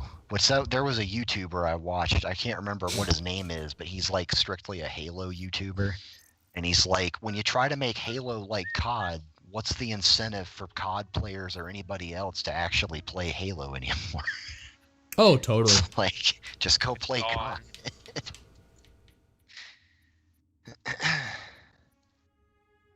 Let's see. So, and I mean, I agree with that. It needs to, it's like Infinite even. It needs to be unique enough that it's still Halo, but then it still needs to do something fresh, so it's not, you know, the same fucking thing. Do over not and over. envy their position at all. Oh no, yeah, they're definitely in a damned if they do, damned if they don't situation for sure. I hope they just fucking go for it. From what people have said, like disgruntled employees that have left from like Crunch and stuff, that they're way in over their head as far as like it's way too ambitious for like a studio like 343 to handle. They've outsourced it to like 3 or 4 different studios at this point. Oh, they're doing an update to MCC that I'm super excited for now coming up, by the way. Oh yeah. They are actually fixing Halo 1's graphic issues finally after all these fucking Oh, wow. years. After That's fucking incredible. ever since the fucking Gearbox port to PC, the graphics have never been 2003. like they should be. Yeah. And they are finally planning on fixing it. Is it bad that I never even noticed that until you showed me that video? Dude, I remember when Anniversary first came out, and I was like, man, something does not fucking feel right. I thought there was this, and this, and then I was like, and then eventually I was like, that yes, Jackal shields did used to change colors when you shot them. Yes, I'm not crazy. And like same thing with like just like I remember like everything being more textured and stuff, and then it turned out like yeah, I was right. I felt really nice. Yeah, I was right. I did it. Turn around, Nick. Thank you. But yeah, no, they're finally fixing the Halo 1 graphic issues, which once they do that, I cannot wait to play back through Halo 1. I mean, I play through Halo 1 quite regularly anyway, but still.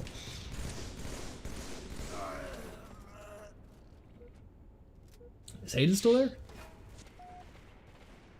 I thought he was. He's in our game. Aiden. Come back to us, Aiden. That dude is kicking our ass. Yeah. Okay, I'm back. Had to pee. Oh, okay.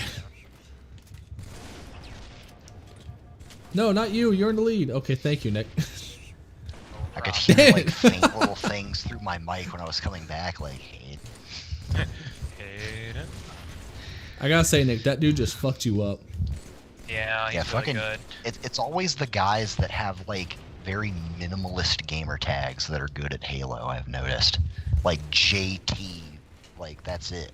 And it's just like, yeah, that guy's fucking good at Halo. Or if your name is like Evidence or something. If your name sounds like it should be a cologne, then you're a good Halo player. Yeah. That's what I do. Yeah, I guess Barbecue Bonds does not sound like a great cologne.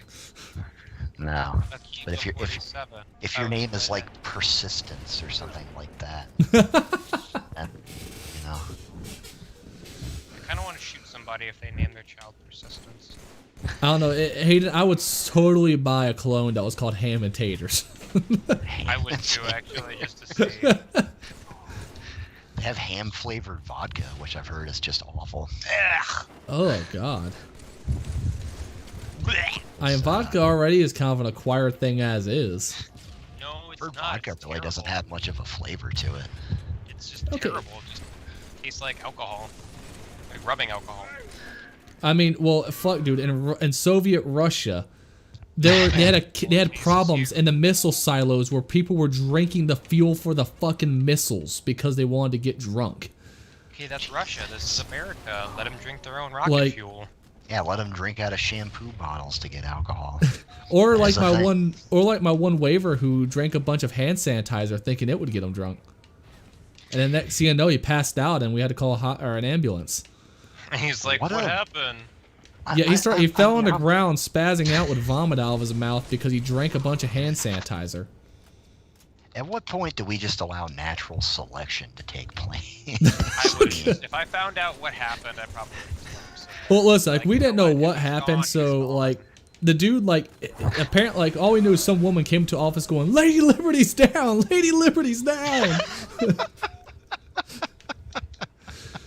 and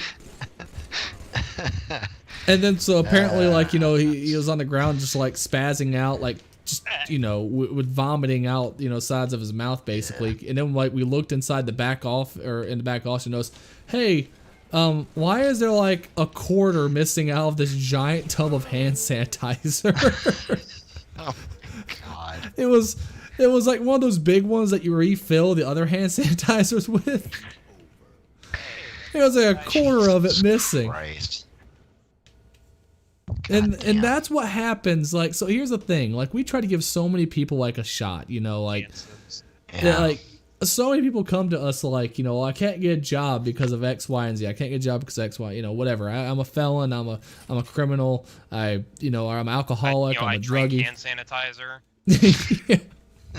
And they'll go, but I'm good and I really want to work. I really want to do a good job and all that stuff. And I'm like, okay, fuck it. Yeah, we'll give you a shot. Yeah, man, I get it. You know, people fall in hard times. You know, yeah, dude, that's fine. Come out here. We'll always get you something going here. And then they do shit like that.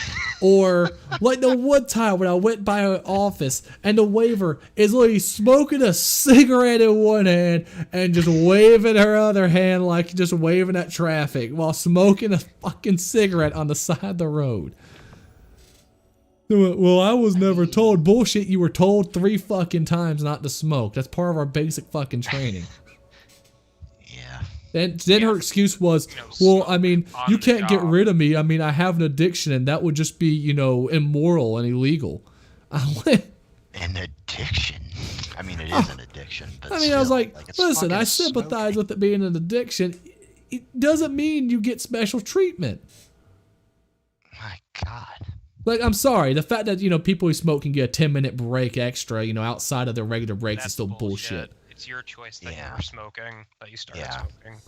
Yeah. Like, no joke. I 100% literally know agree. people who started smoking so they could get breaks. Just so they can get breaks, you know. I don't doubt that. There's Did you someone I know guys did you guys watch Venom? I did. No. Okay. I was gonna ask if you guys saw No. the trailer for Venom 2. Nope, haven't seen the trailer for Venom 2. Carnage or I whatever. actually liked yeah. Venom 1. I'm just I asked if you saw it. What? You said no. I hadn't. No, I said I saw Venom 1. Oh. Yeah. Yeah, I said no. James said he had. Oh, I've never seen it, but now I want to watch it because I love Carnage.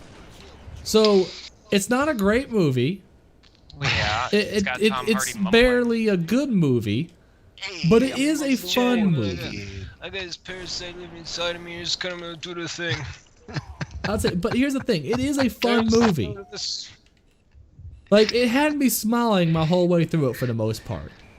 My name is Chang. I'm Tom Hardy. I don't know what New York people saying, so I'm gonna do this. I'm gonna say no to this. Hey, what's up? Also, the voice of Venom was pretty cool. Why do Well, you yeah, sound Lance like Reddick Chris was and that? It's some like cutaway gag in Family Guy where they say Chris started talking like whoever, and Oh yeah. it's like you're I so can't- hagasama. You gotta Yeah, have I went to school and I was all schwitzig. It was Jackie Mason. Jackie Mason. That's who it was. I didn't actually think that he talked like that, and then I heard him do a guest voice in The Simpsons, and I'm like, oh, I get it. I'm pretty sure that just given our anti-Semite conversation, this may not be the best portrayal of, you know. Well, I mean, if that's the way he speaks, it's the way he speaks, Hayden. It's true. true. Wait, so as long as someone speaks like that, I can just imitate them? Fuck yeah, let's Yes. do this. Welcome to Shitty Walk. Would you like the shitty chicken or the shitty beef?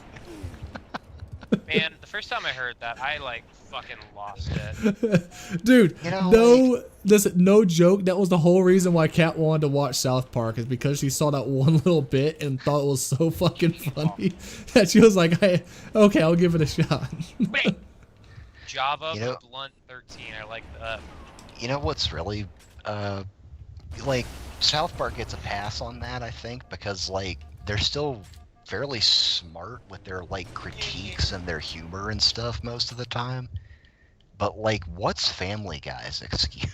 Dude, literally, Family Guy had a whole fucking point where Peter gets a whip and Joe calls Cleveland to warn him about it, and then Peter arrives at the door saying "Grape Soda Quarterly," forgot and about Cleveland that. goes, "Well, I know it's not likely, but the reward is just too good," and he just runs up to the door. Like, I mean, for God's sake, don't get me wrong.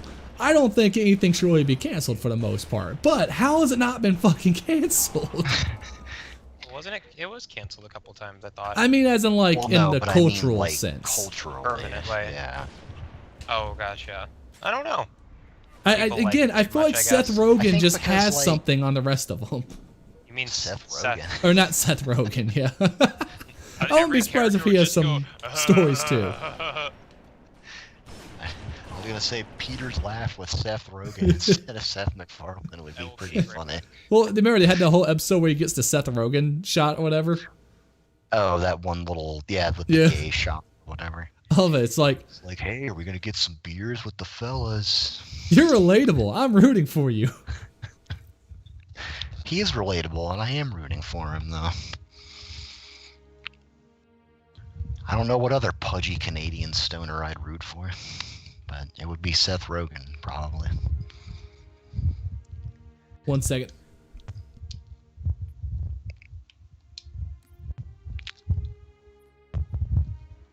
Give me 1 second. Be right Okay. back. I think the celebrity, like, if there was, like, ever a scandal with Jack Black, I think that would just kind of be the nail in the coffin for me. I don't know. He has so much enthusiasm in his work.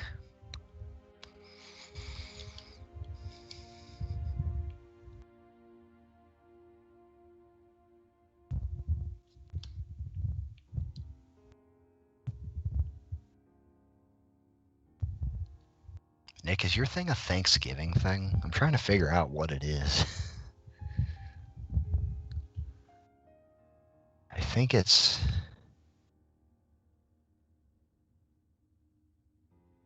What is that?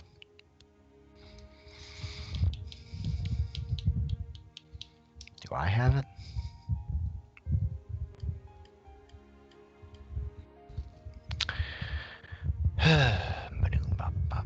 Let's see. Yeah, it's Thanksgiving. That's cool.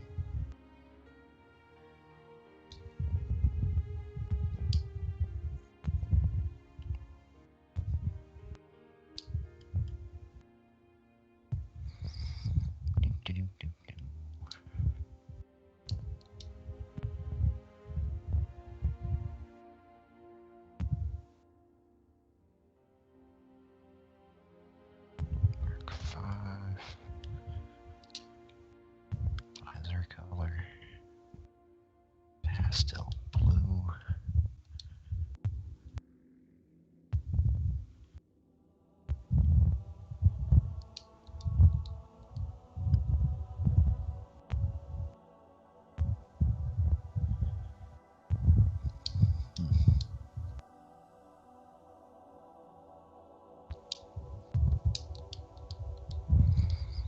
Okay, I'm back. Okay.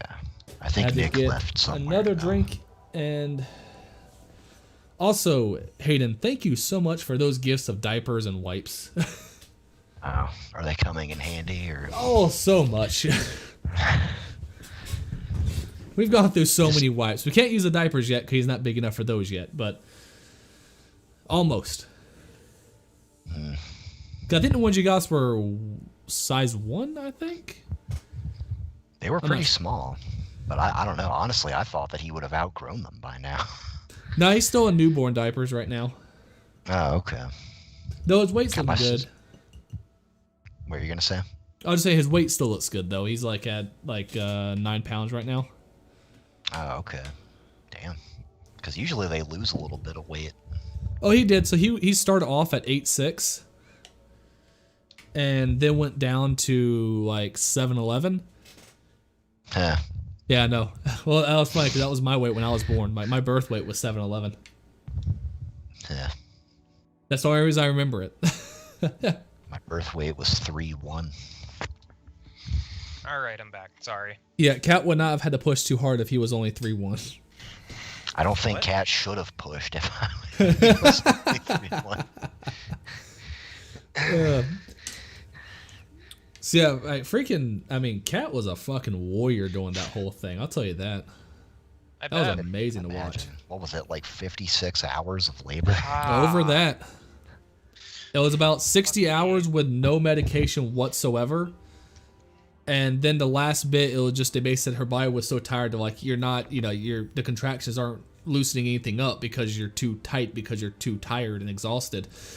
We got to give you an epidural either way, because they're like, either we're going to give you an epidural and you're going to deliver it like normal, or we're going to give you an epidural so you can have a C-section. So, you got to This have guy an has a epidural. very factual username. Toxic as poison. Definitely I love it. is. He obviously has not played Oh, Dark look. Souls. There it is. Heavenly. There, it's another cologne name. Or Oh, perfume God. name. So he's going to be a really good Halo player. So he's the one who's Actually, going to beat us. Or Assaulto. Oh, God, it's snipers. He's going to be really good. Damn it. Damn it, Zombie Walrus? Zombie Walrus. There's a guy that I know on Twitch, and his name is the Jesus. Walrus was Paul, and that's just like a really obscure Beatles reference that I appreciate. So I laugh at it every time I see it. I didn't even think about that for a second. Yeah. Well, because it was there was a song on the White Album called Glass Onion, and basically it was like a parody of all these Beatles conspiracy theories that their fans would come out with. So one of the lines was, "Here's another clue for you all: the walrus was Paul." Because like everybody thought. Well, there's. The walrus was Paul. Okay, I'm just going to say it. The White Album was weird. The White Album was very weird. There is literally a song called Piggies on the White Album where that is the dumbest song I think that the Beatles have ever put out. Yeah. But yeah, no, the White Album was very weird. But the Walrus was Paul thing is because a bunch of people think that Paul McCartney was killed and replaced Oh. within the group.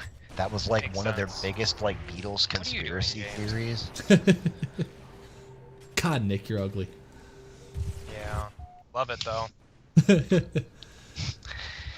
Yeah, also you had So- that isn't the Western sounding one on there too? Oh, Rocky Raccoon. Yeah, Which yeah, is I where like that Rocket one. Raccoon comes from. Yeah, I like that one. Yeah. It's then so the- weird to have on a Beatles album is all. But I love the continuing song. story of Bungalow Bill. That's another one. Yeah, the White Album's fucking stupid. It was like you spent like months in India like unclouding your mind, and that's the shit that you come up with. Dude, I'll still never forget in college where some girl was like, "Hey, I just bought my first Beatles album. I'm going to give it a shot." And we're like, Oh, "What White album?" And they Album. went, "White Album." And we're like, No. Yeah. I That's a wish I good liked the album. That's a Beatles. good album for when you're like already in love with the Beatles. Yeah. And then you can go, haha, this is great. Instead of just going, what the fuck is this shit? That's like being like, I kind of want to get into Led Zeppelin, and just skipping right to No Quarter and be like, what the fuck? Yeah, No Quarter is. What album was that one on? That's on Houses of the Holy. Houses of the Holy as a whole was just strange. Houses of the Like, it's Holy good. is actually a really good album, I thought. No, it's a great album. It's just different. Yeah, it's different for Led Zeppelin for sure, but The So- Ocean, I say, is one of their best songs. It's really good. So Hayden, if someone's never listened to the Beatles before and you had to recommend them an album, not a song, but an album to go through. Oh my god! Dude! Okay, I'm sorry, I just had to stop for a second. I just fucking shot through the head of one dude and it hit the head of the other dude and I got a double kill with both headshots. My Xbox just said I've been online for 2 hours, so I need to take a break. Don't judge me. That's passive aggressive as shit. Well, I But had so- it set to turn that on because a lot of times I do like forget to get up and stretch and Space. stuff. But So I guess my question was just that if you had to suggest an album for someone to go through their first time ever listening to the Beatles, what album would you pick?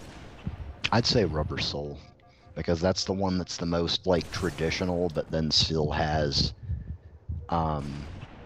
like enough kind of differentness from like I said differentness. Wow, what a fucking retard. Okay, Whoa. difference. Okay. It has enough difference in it from their early material where it doesn't all just sound the same. Because that's the biggest criticisms that I have, at least with like their earlier work, is that it's pretty much just "Baby, I Love You" like 100 times, without a whole lot of like difference. So yeah, I'd say Rubber Soul is probably the one that I'd recommend for the first time, even though none of the songs on it, except maybe "Drive My Car," are like instantly recognizable.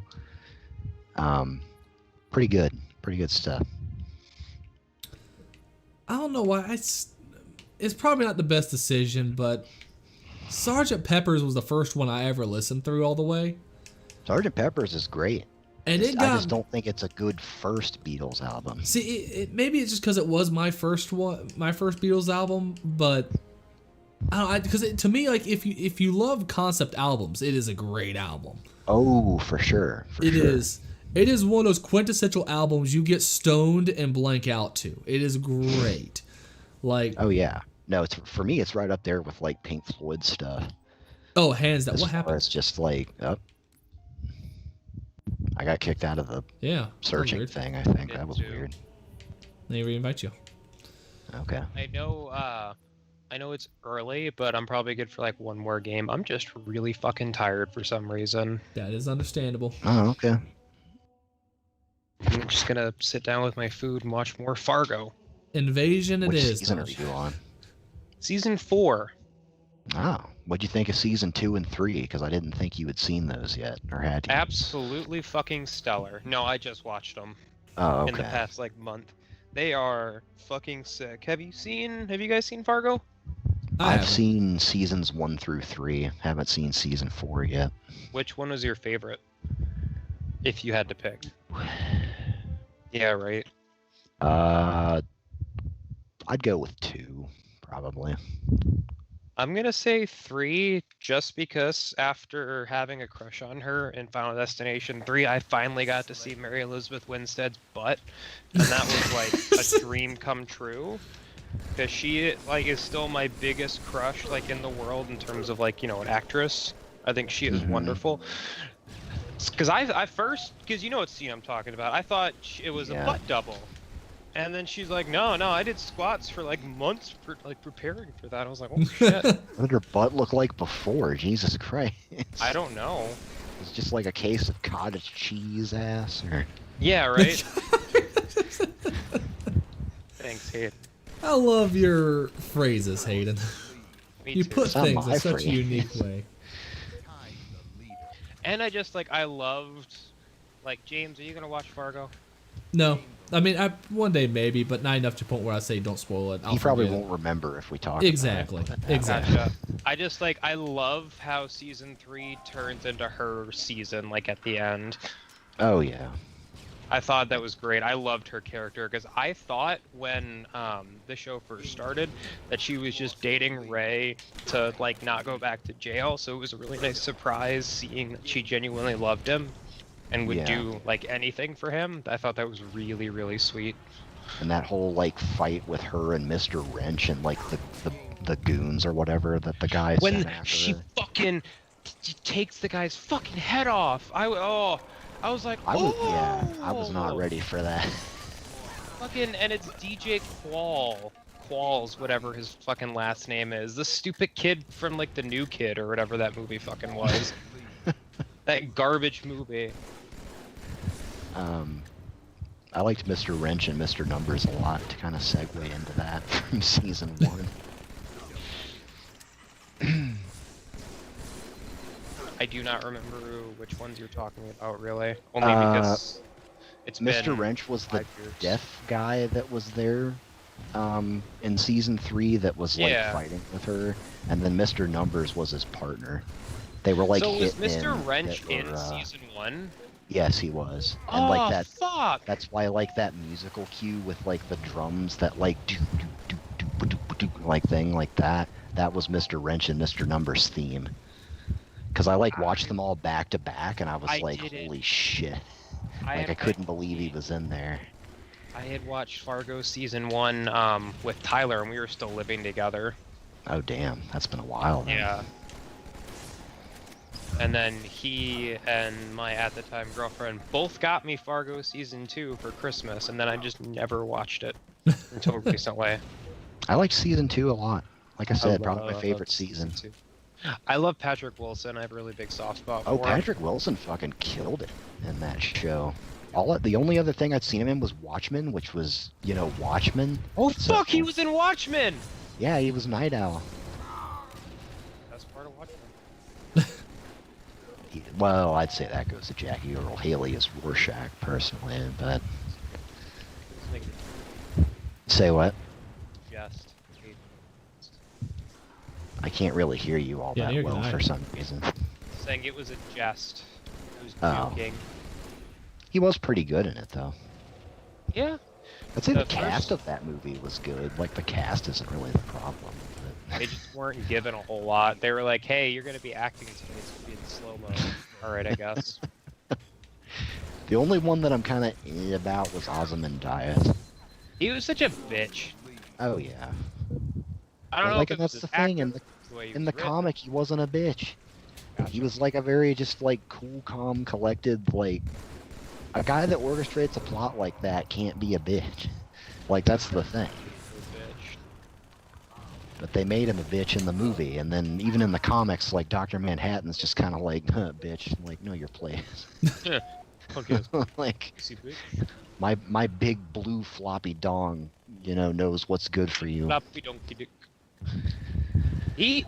Dr. Manhattan like had such a large penis in that movie. It was fucking It was uncomfortable. distracting. It was just, yeah, thank you, Hayden. It was distracting. Oh God. It's Like, just funny. Zack I've Snyder's never just like, this seen is the what they look movie, like but I normally, have right? seen that scene. Oh yeah. No, his. It's. I think Zack Yeah, you Snyder don't might need have you don't been need to very see insecure. Watchmen. It's okay. I'd recommend the comic book though. I recommend the games, the Watchmen, the End Oh is my Nigh, God, Part those 1 were and so 2. good. Those are delisted now, I believe. Yeah, I don't even know. Can you re-download that if you already owned it? you can, but you'd have to do it on 360. They're not backwards compatible or You anything. know what game got like taken off that I want to come back so badly? Well, What? Stubbs the Zombie was my game. The What game Jeopardy that that actually had Alex Trebek with it. What? Oh, That got removed from like all the Xbox stores, and What game? unless you already I own miss it, one you can't versus get it. 100, man. I think, yeah, 1 versus God. 100. Remember when Shit. Xbox used to actually do like fun shit? Remember when my dad was like It's top of the like, We world don't in talk trivia? about that anymore. He kept like my dad won me like what was the Microsoft points? What was it called that you bought stuff with? Yeah. Microsoft points, yeah. Yeah, because he would play 1 versus 100 and actually like fucking like win me shit because he always like ranked top in the world. Yeah. And like the Netflix watch parties that you Oh, could do. that was the Yeah. best thing ever. Like, I get why they got rid of that, but like, fuck, man, come on. Yeah. It's kind of sad that, like, at least to me, Xbox Live hasn't really been, like, all that great since the 360. I'll They took a kinda lot say- more chances on stuff. I gotta say about almost all like online interaction in general, to be honest. I don't know. Like Depends. even like computer and shit. Like I don't know. I feel like it was better like back in the day, which is a real like dumb thing to say, but Yeah. It's just not the same without some, 6-year-old in Call of Duty telling me he's gonna fuck my mom. oh, I was gonna play that Yeah, one and you're game gonna of CS:GO because I've never played CS:GO, and instantly someone called me the F word, and I just had to laugh. That was my experience. CSGO's a fun time. That was my experience with League of Legends. Oh, God. damn. Yeah, League. That might be the most League, toxic group of CS:GO, people. Overwatch, and Valorant are like the toxic cesspools of like. I'm I never got much playing League toxicity yet. in Overwatch. I'll be perfectly Yeah. honest. Say what? I never got that much toxicity in Overwatch. It is now. It wasn't when it first started, but now it's all like PTFO and shit like that, and it just gets irritating. Why are you People playing are a just tank? I'm already a screaming tank. and Be not a knowing healer. what to do. It's bad. I don't know. I Yeah. really liked Overwatch back in the day, and then just I don't know. I remember like Blizzard did some crazy shit, and I was like, well, that's stupid of Blizzard. And I was kind of like, yeah. Overwatch was Eh. fun when you had a great team of people to play Team. with. Yeah, that was fun too back then. I forgot who I Right. played with though. I think it was like Tom and them. Say what? I think it was like Tommy, like Sunshine or whatever, and like Shade and them. I'm not sure. Overwatch? Yeah. I thought it was like Josh and Troy. No, I didn't play much Overwatch with Josh and Troy actually. Yeah, because that's like when I first met like Joe and Carlos and Kate and all them was when we started playing Overwatch together. Well, man, I guess it was them. Yeah, I remember I started playing with Yeah. Brian again about this was something. I just forget what it was. I might have played both though. I might have started with y'all and then with him. I'm Yeah. not sure.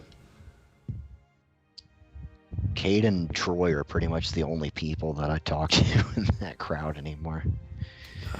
I might be going back to New York sometime like next couple months, so I might hit up Troy again. Your mic keeps like going Cutting in and out. Like you're like every other word. It's like you're far away from it or something. How about now? There That's we go. better. Yeah.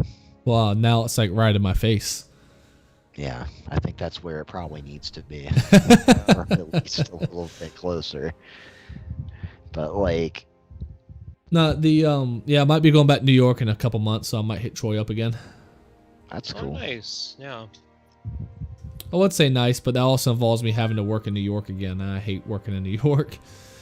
Yeah, Is it maybe no Troy way? could come down.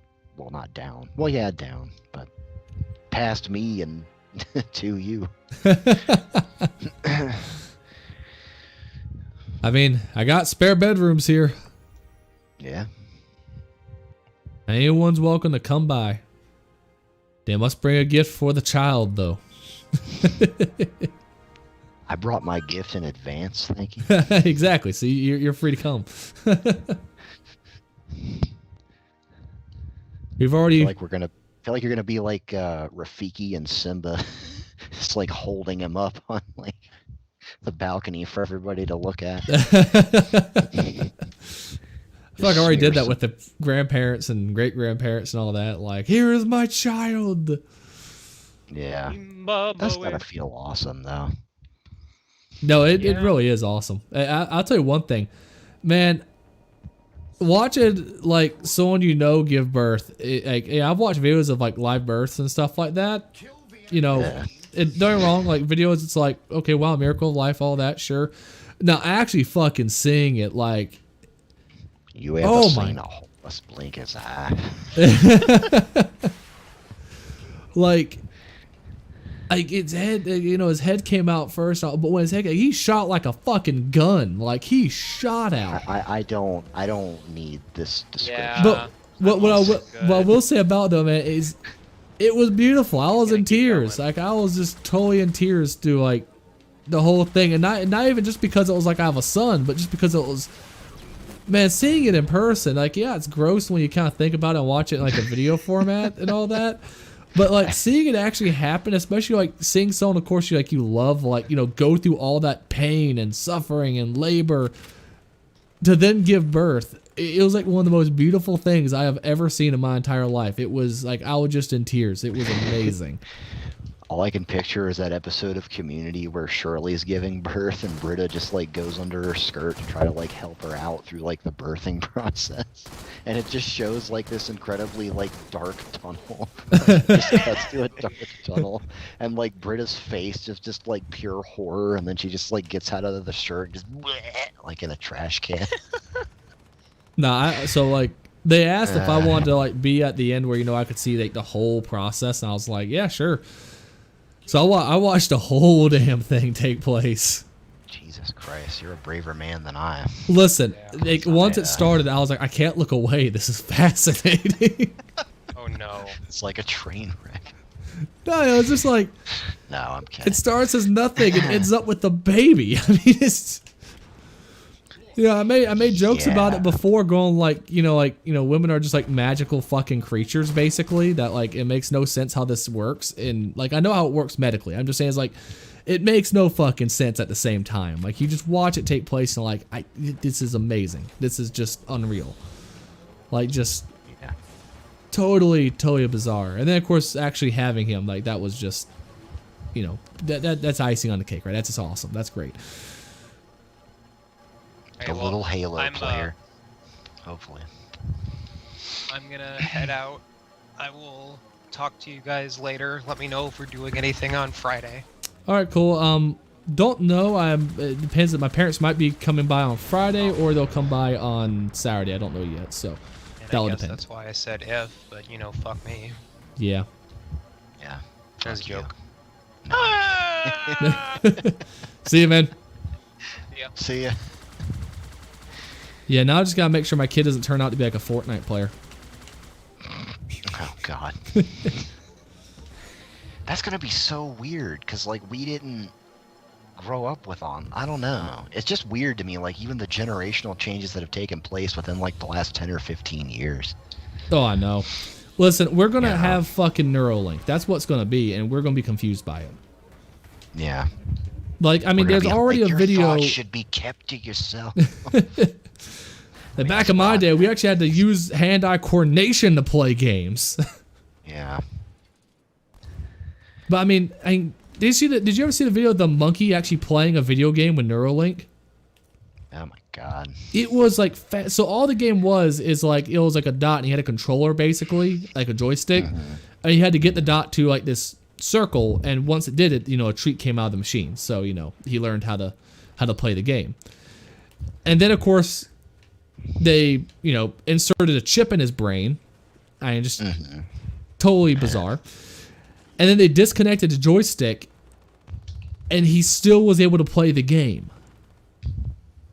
Like, that's just with his thought, because he was thinking the motions that his hand was doing, obviously, it still read it no problem. Like, it's just, like, don't get me wrong, I probably will never have Neuralink. I don't trust that kind of tech. I think it's like, just, it'll lead to a dystopian nightmare of society, and I just don't want any part of that. It doesn't mean I'm not fascinated by it, though. It's unreal and amazing. Like, it's just so freaking cool. But I will probably never get one. I will be that old man you going, actually have to have a chip implanted in you? yeah, in your brain. Yeah, fuck that. Yeah, and with that, you will then be able to like download shit and just know stuff. What? Yeah. I don't know. At what point do we just kind of like say we need to just learn how to like critically think and not become like fat blob people from fucking WALL-E? Like, that's honestly where we're heading. Like, on one hand, it could be amazing in the sense of like, it might even help solve all this like hostile, like, opinionated, issues with one another, where you can just share your thoughts and instantly someone understands that you're not an evil son of a bitch. You just simply care, just you believe in a different, response. So there's some cool, implications with it, but it's also like, man, there's a chip in my brain, and for fuck's sake, someone could fucking hack that shit. Yeah, that's a little Cyberpunk 2077-y to me. But it's like downloading a chip or getting, yeah, I don't, yeah. But here's the creepy part. It's not science fiction anymore. The chip does read what, like, they gave it to a pig, right? And every time the pig, like, put its nose and felt something on the ground, it would be sending signals to the computer to let them know that the pig is feeling something. Like, yeah. don't get me wrong. Like, that means you could, the benefit of it is stuff like you can fix people who are paralyzed on the waist down. Like, that is unbelievable. Like, the fact that basically, that implication of that basically suggests that you could sit there and put a chip in someone's brain and then put another chip into the, you know, the lower part of the spine and basically bridge that problem of where the spine was broken. Like, that is, and you would be able to feel like you would normally feel. Like, that is amazing, right? It's unbelievable. But I would never want it. I just don't think I would. No. Like, no, if I was paralyzed, then yeah, I probably would want it. But like, play video games with and to download memories to, like, no, I'm just gonna be like, now I'll be the old hermit in the mountains who is just like, leave me be. Let the world pass me by, please. Like, y'all laughed at me. I'd be like, I don't understand this world anymore. Just leave me, let me die in peace. I barely understand the world now. Yeah. It just, I don't know. I switch over and see like a bunch of TikTok shit, and I'm like, listen, Yeah. Don't get me wrong. Someone brought up a good point to me and went, yeah, but we were the fucking society of I made you cookies, but I eat it all. Like, I get it. Like, yeah, we did stupid shit too. Like, I totally understand that. But at least our stupid shit was for the most part to ourselves. Like, yeah. when I said... And also, we weren't trying to be profound about it. We knew it was stupid. That like, is with true. TikTok, that's the worst fucking part of that to me. Is like all these people are like, well, I saw a TikTok that said this, and oh my god, they actually made a really good point in that TikTok. And I'm like, it just... It's amazing. It's almost like in 60 seconds you don't have time to rebut whatever someone says. Yeah, use your brain. Think critically. Like, and that's not just for younger generations too. I really hate to say it. Also, I honestly think a lot of older people have lost the ability to think critically. I just think that very few people have the ability to think critically, period. But it Listen, used to a be study. that way. So a study came out that basically said that like almost like half the population does not have an inner monologue, right? Like they cannot think in words. That to me is weird already. How do you not think in words? Yes, I know. And I'm like, at that point, how do you critically think? Like, the whole way I do any type of critical thinking is I have a conversation with myself in my head. I know it sounds like a lunatic, but... No, I know exactly what you mean. Like, I play devil's advocate against my own position in my head. I have, like, self-debates in my own mind. And that's how I also kind of go... And that's... For fuck's sake, that's how I got to the point of where, like, you know, I used to be kind of a war hawk kind of guy. Now I'm a very anti-war person. How did I get that way? Oh, you know what? I really thought about the other position and how it related to my current set of beliefs. Like, and I did that all through, you know, an internal monologue. Like, how do you not have that? You just look at shit that you see and just absorb it as fact, I guess. Like, they go, well, they think abstractly, and I feel like abstractly is a code word for dumbly. I don't know. Like, it's like... They think bigly, James. Like, like, what, you think in fucking pictures? Like, what the fuck you mean by that? Like, I can close my eyes and think of a triangle too, but it's not profound. Yeah. It's strange. You know, there's that conversation of, like, you know, the NPC meme, like, you know, people are just kind of NPCs. They kind of just go with whatever they're programmed to go by, basically. The last person they heard who they trust, and they just kind of go with whoever that is without ever thinking about it, kind of deal. Yeah. And, you know, so basically they go around the world like an NPC. And, you know, some people have gone like, okay, so what leads people to be like that, though? And my thing now is, I think it might be the inner monologue thing. If you have an inner monologue, you kind of think for yourself a bit more, and if you don't, well then, you know, you just can't really critically think very well. Wow, that just depressed the shit out of me. I'm not gonna lie. I didn't honestly think it was like a huge epidemic. It's apparently a large portion of people. God. What?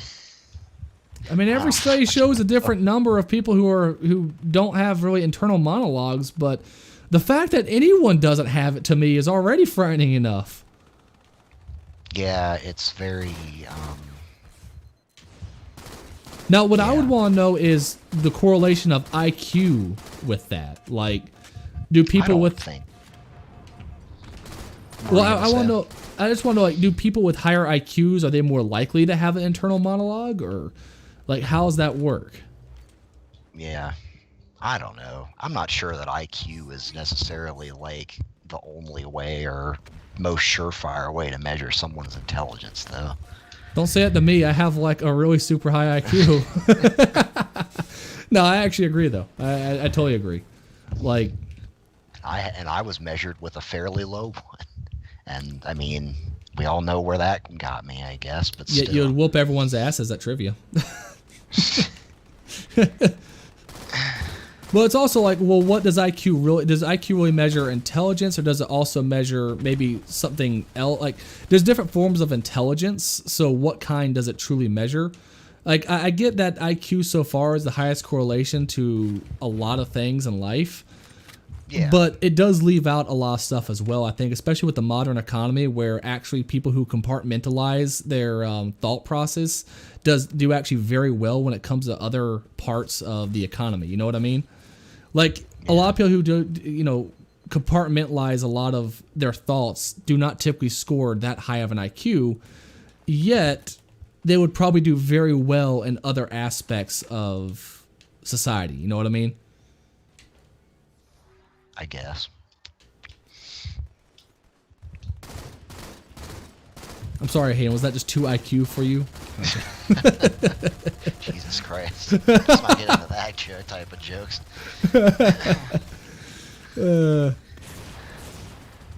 But you're definitely right, because I know people who also have wicked high IQs. I'm like, dude, you lack all fucking common sense. Well, that's kind of one thing. I didn't want to say that necessarily, but No, yeah, no, it's true though. Like a lot of people know the person who's like wicked smart but has zero common sense. like, well, I don't want to say that because that's just gonna be mean. I'll put Change to a pink Spartan. That guy. yes. Yeah. He was the very essence to me of book smart, but kind of, you know, I was going to point to someone else, but that's a great example. I don't know. The only reason that I pointed to him was just because he would say stupid shit, and I'd be like, well, how do you know that that's true? And he goes, because I'm smarter than you. Real quick, the baby's now on stream again. He's awake. I'll have to go back and watch the VOD later because I can't Hey, see match it. ended, so I can actually pick him up. Yay. Here, I'm going to go on Wait my 1 phone second. and see it. So I can at least He's got back out. hiccups. You got the hiccups? You got hiccups, buddy? Hmm.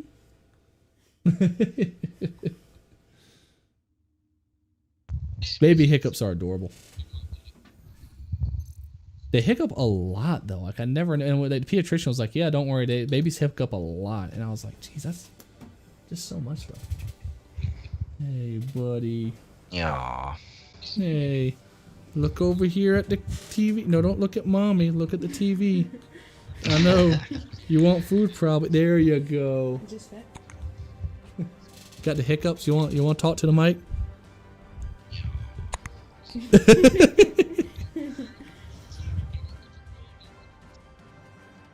Hi na na da da da da da. Whatever it was. Oh, God. Oh, the Lion King thing.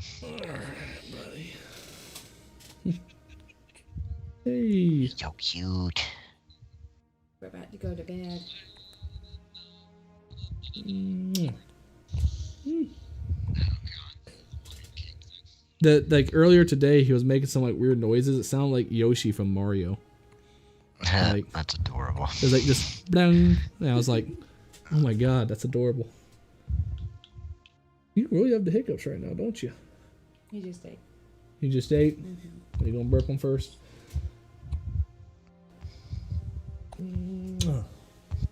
He's changed and he's fed, and it's time to go to bed. That rhymed. Oh no! Uh-oh. Oh no! He wants to stay here. Uh-oh. Yeah, apparently he won't stay here play Halo. Mwah. He's tired. Yeah. I won't be too much longer. Mwah. Love you. Love you. Love you, buddy. Just go get swaddled. Uh-oh. You're starting the Halo addiction early, I see. Oh god, so I had the grossest thing happen with him. Is it poop related? No, he's still in newborn phase, so his poop ain't that bad right now. Oh, okay. No, like I was holding him like really close to me, right? I was like, "Hey, Yeah. little fella, hey, little," and they just poke him, and he made kind of a weird noise, like, "Oh, what's wrong?" And I was like right, face to face with him, and he just goes, "Bleh," and spits up into my open mouth. It made it into my mouth. It went all over my beard, my shirt. And my response, I was so bewildered. It like slowly sat him down, wiped off my face. I started crying. I was like, I gotta finish hiccuping him, right? So I put the towel and started hiccuping. And I just like, Cat was in the bathroom. I was like, Cat, I need you. I don't know what to do now. Because me and him both were just covered in it. Oh, man. And I was just in shock. It got in my mouth and up my nose. It was terrible. Oh, God. Man. I'm going to have to retell that to everyone on Friday if we go to stream on Friday. But Oh, that's yeah, gonna be funny. it was awful. Whew. Oh, I don't know why I laughed so hard at that. It was just the way you described it. Just It was all in my mouth. my beard was so I like only recently shaved it, so I still had the big scraggly beard for a while for there too. That's part of the reason why I trimmed it, because it got all tangled in it. It was terrible. And like even after I cleaned it out, my beard smelled like sour milk. It was awful. Oh God, it was the only time so far where the entire time having the baby going where I went like, oh my God. Oh yeah, There's a lot more grossness on the way. Kit just said the baby's so cute. He is adorable. And yeah, earlier today, I don't know what, like he started now where he's getting to the point where he's making like some noises outside crying. And like he just made one that was like, ba-dung, and I was like, and he just kept making it. And my entire time I was thinking, it sounds like Yoshi. Yeah, I'm already loving being a dad. I'm already loving it so much I might quit my job and find a job closer to home. Oh. Because like I don't want to be gone. Or just quit what you're doing at Liberty. I'd probably have to quit Liberty more than likely because I don't think they really need anyone that would just be a remote person who works from home. That's fair. They need someone who can travel, and I might do a couple more trips here coming up, but I'm probably not going to stick with it. I can't imagine being gone from him. I just can't. So I think I might try to find something else. Again. I don't know. So yeah, I might have to change up my job all over just so I'll be a full-time stay-at-home dad streamer. Yeah. I mean, That's one possibility. It's, you know. Yeah, that's not probably gonna happen. You Well, never it's know. all of you watching right now. Make sure you subscribe and follow. Not joking.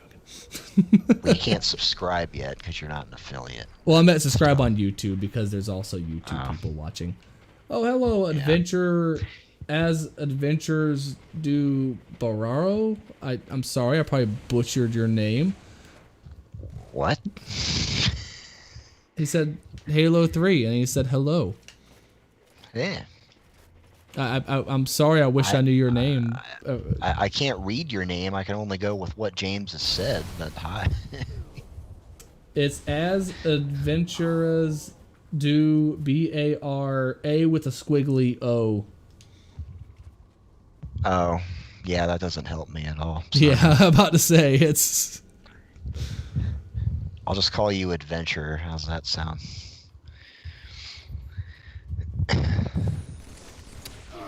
Adventure. I don't know. Just tell us what you want to be called. That probably makes it easier. Hey, don't tell So I us don't nothing. That ain't no offend American name. American. Ain't no American name. Good lord. I do find That it funny. just, There was I had that one client who got so pissed because I could not pronounce their damn name, and I was like, "Listen, I'm trying here. I really am, but I just can't. I'm sorry. It's not English. I can't pronounce it. I apologize." my native tongue does not allow me. And they told me I was a racist because I couldn't pronounce it. Not because like I refused to pronounce it, but because they said because I couldn't. They said I took, that means they told me is that meant that I did not care about other cultures because I've never taken the time to learn how to properly pronounce their words. And I'm like, I mean, chill no, out. that's stupid. Like, I just, yeah, that was in New I do have York. to say that's the cool thing about making a lot of internet friends is that it really does take all kinds. As far as like just people from all over the place. And I can't pronounce a lot of their names, but you know, they're patient with me. I literally had the person literally told me that I bet if it was a Russian name or a German name, you would have no trouble with it. And I'm like, clearly you've never seen me try to pronounce a Russian or German name. I would at that point I just have to be like, okay, give me a German word. See my deficiencies in language demonstrated to you. Like, please. Yeah, that person ranted at me for a good while. I think I just chalk that up to that person's just kind of crazy. Oh, well, of course. Anyone who gets pissed off at you because you can't pronounce their name is crazy. Even if it's an English name, it doesn't matter. If I couldn't I just have pronounce to like be Timothy sorry, right, I ma'am, mean, or sir, or whoever, you're not worth my time. listen, like when I've traveled like to Central America, I've had people not be able to pronounce James quite often. And I've all had like, people in English not being able to pronounce my name. yes. Like it And yours is even happens. easier, because it's only one syllable. For fuck's sake, I'm a book of the Bible. And mine is 2 easy syllable.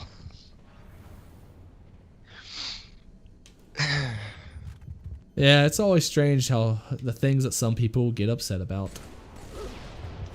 I don't get upset about it, like when people mispronounce mine, but I just find it kind of funny. Like Yeah, however no, many I times agree. I say Yeah. Hayden, and I get Aiden at every restaurant that I go to when they ask for a name. I've had a lot of like Hispanic people say Ames Ames, that's funny. or Joms. I've had Joms a couple times. Joms, but James is a name in Spanish, I know isn't it? it is, That's but I don't know. It's just interesting. yep, I know makes no fucking sense at all. At least I think it's a name in Spanish, but maybe it's said differently. Typically Maybe they it's say spelled differently. Jaime I don't or know. Diego is a name for James. I don't know. All I know is they couldn't pronounce James right. Either that or they're fucking with me. Which, I mean, when you travel overseas, I'm just saying, not, I guess it's not way overseas, it's over just a little bit of water, but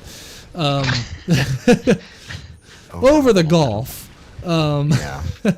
2 foreign countries, we'll just put it that way. Yeah, some people like just to fuck with you just because they're like, haha, you're not from here, we can fuck with you. I mean, I'm cool with it. Do what? Most I got in France was I don't speak English whenever I would talk to somebody. Which there were actually quite a few English-speaking people in France, which was very nice for ordering food and that kind of thing. Well, the good part is since English is still kind of a trade language, a lot of other countries learn English as a second language. Now, British English, which is another language of its own, I almost feel it's something a little bit different. Well, I mean, you go to one part of Britain, it's one language. You go to the other part of Britain, it's the other. I called Princess Leia Spunky the other day, and this is around a bunch of English people, British people, and I got laughed out of the room. Why? I was like, what? She's spunky. That means feisty. Oh. Spunky is covered in semen. British speak, or spunk specifically means semen. So I do like a lot of English phrases, saying hey, they're just they're just kind of taking a piss. I like that. Taking the piss, yeah. Yeah, that's a good one. They're messing around. Yeah, that's a real good one. That needs to become an American one. I do like that one, yeah. I'm just thinking of the Family Guy joke that I probably shouldn't say on Twitch. You probably know which one it is. Is it the one where they actually go to England, or? No, it's the one. It's like one of the early episodes where they turn the drunken clam into a British pub. Oh yeah. And they're That's like, good. "Will somebody tell this cigarette to shut up?"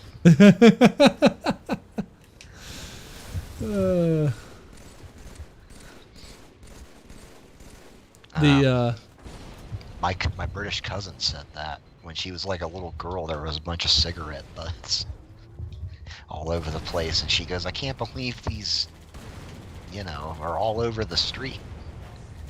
And it just made people look at her funny.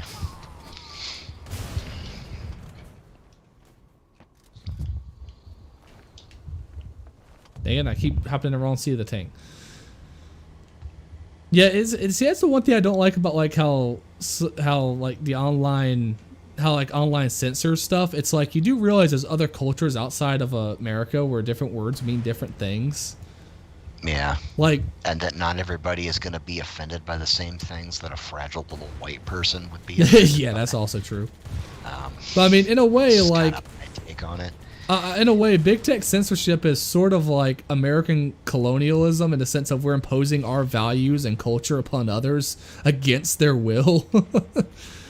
Yeah, that's fair. Because not just that, there's tons of things that people do where it's oh, that's terribly insensitive, and it's well, no, they don't have the same history with it, so it's not actually insensitive over there. Yeah. Oh, talk about insensitive. You see what KFC did? I can only imagine. Oh God, it was the worst tweet on Mother's Day. It was delightfully terrible. Delightfully terrible. So, they said celebrating mothers who gave us a bucket full of joy or something like that, right? Mm-hmm. And it was a mom looking at her kid who's looking at a black kid standing in a KFC bucket, popping out of it. Wait a minute. What? It was a picture of this white woman looking at this black child standing in a KFC fried chicken bucket, yeah. And I was it's of all things you could have done with that, really? Oh, what was that thing that Burger King or somebody tweeted out recently? Oh, the Burger King was great for International Women's Month, right? So all these people are posting getting women back in STEM, getting women back Oh in yeah, getting women back in the kitchen. So they literally The went. worst part was like, I don't know. The funniest part to me was they weren't even wrong with what they said. We just killed each other. Oh no, we didn't. They basically It just was point just out the fact that the phrasing. majority. They said the majority of like chefs in America are all male, right? Because it's true, right? The majority of top chefs are male. Yeah. And so they were saying, getting women back in the kitchen. Now, the worst and most insensitive, I guess you could say, to me was still when the Black Lives Matter movement really started getting up steam again, and KFC did a "We Stand With You," and it was a fried chicken drumstick with its shadow being the Black Power fist. Good Lord. It was literally just a drumstick, just with the shadow of the Black Power fist just sitting there going, "We stand with you."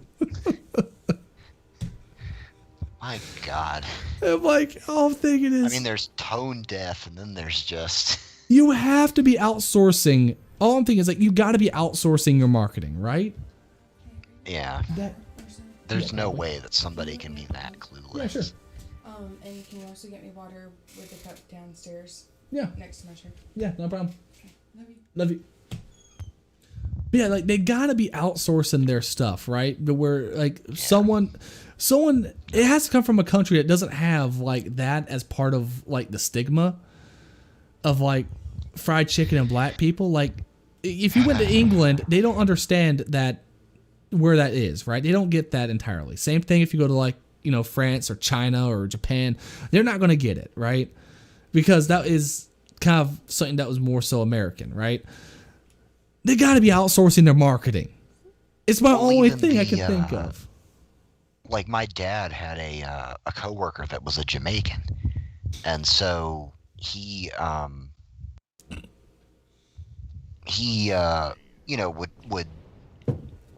hang out with the other black coworkers that he worked with, and he would go to my dad and he would be like, "Can you actually understand what these people are saying?" Because he's it's so, because there's a lot of slang and vernacular and that kind of thing, and he's just how do you work with it?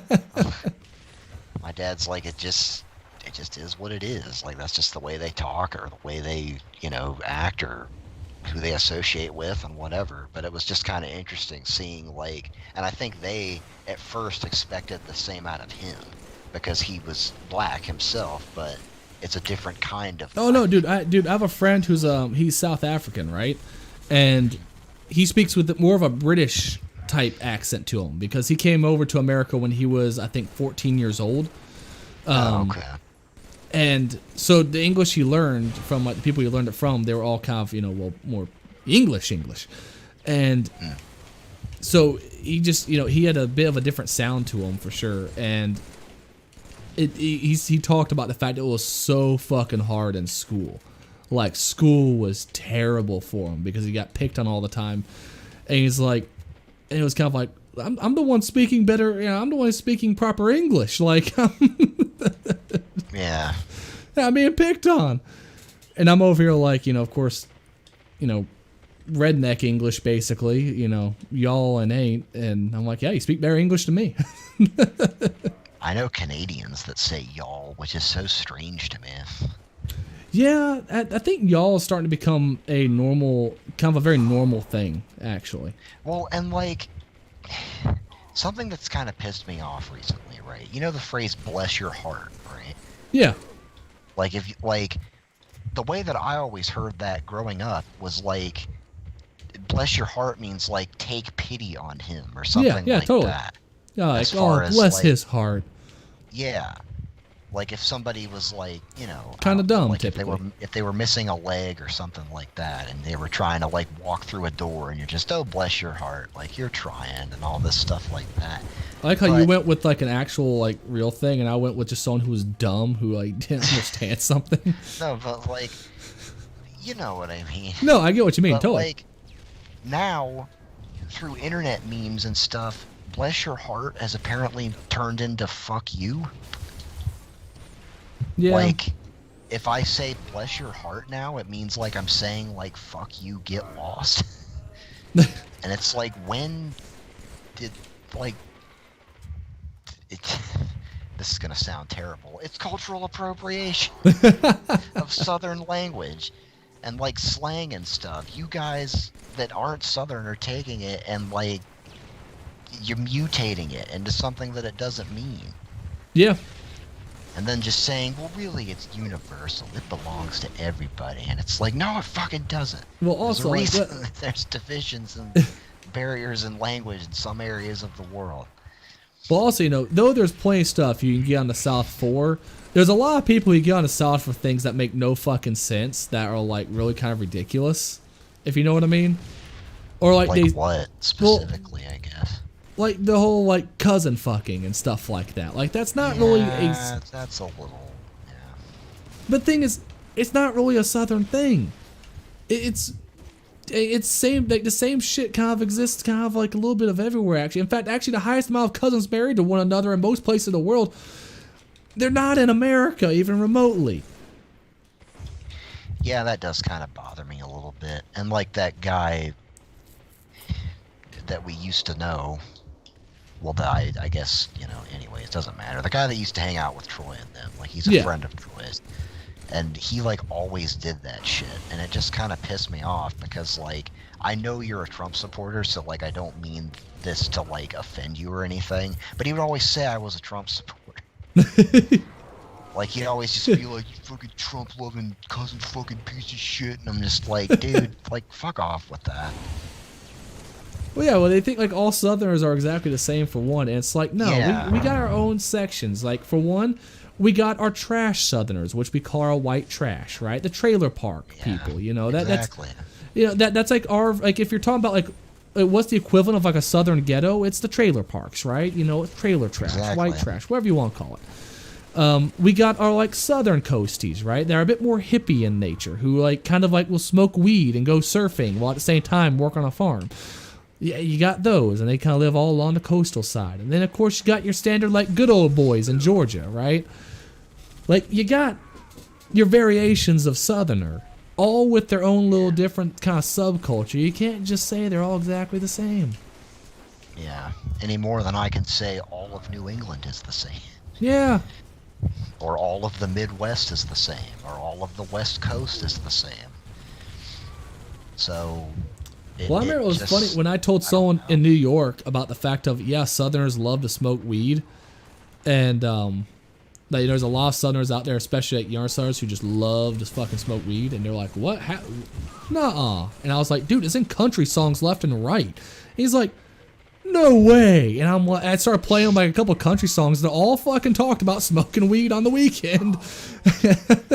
Like going out to the sticks and just kind of getting high and relaxing out by the swamp or whatever. And I'm like, By the yeah. swamp. Yeah, I'm like, dude, it's like they were so amazed at the fact that there were Southerners who like liked to smoke weed. I didn't know Southerners could be cool.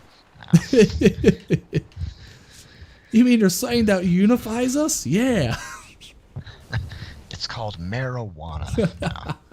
It makes everyone chill out and forget their differences. It's a great drug.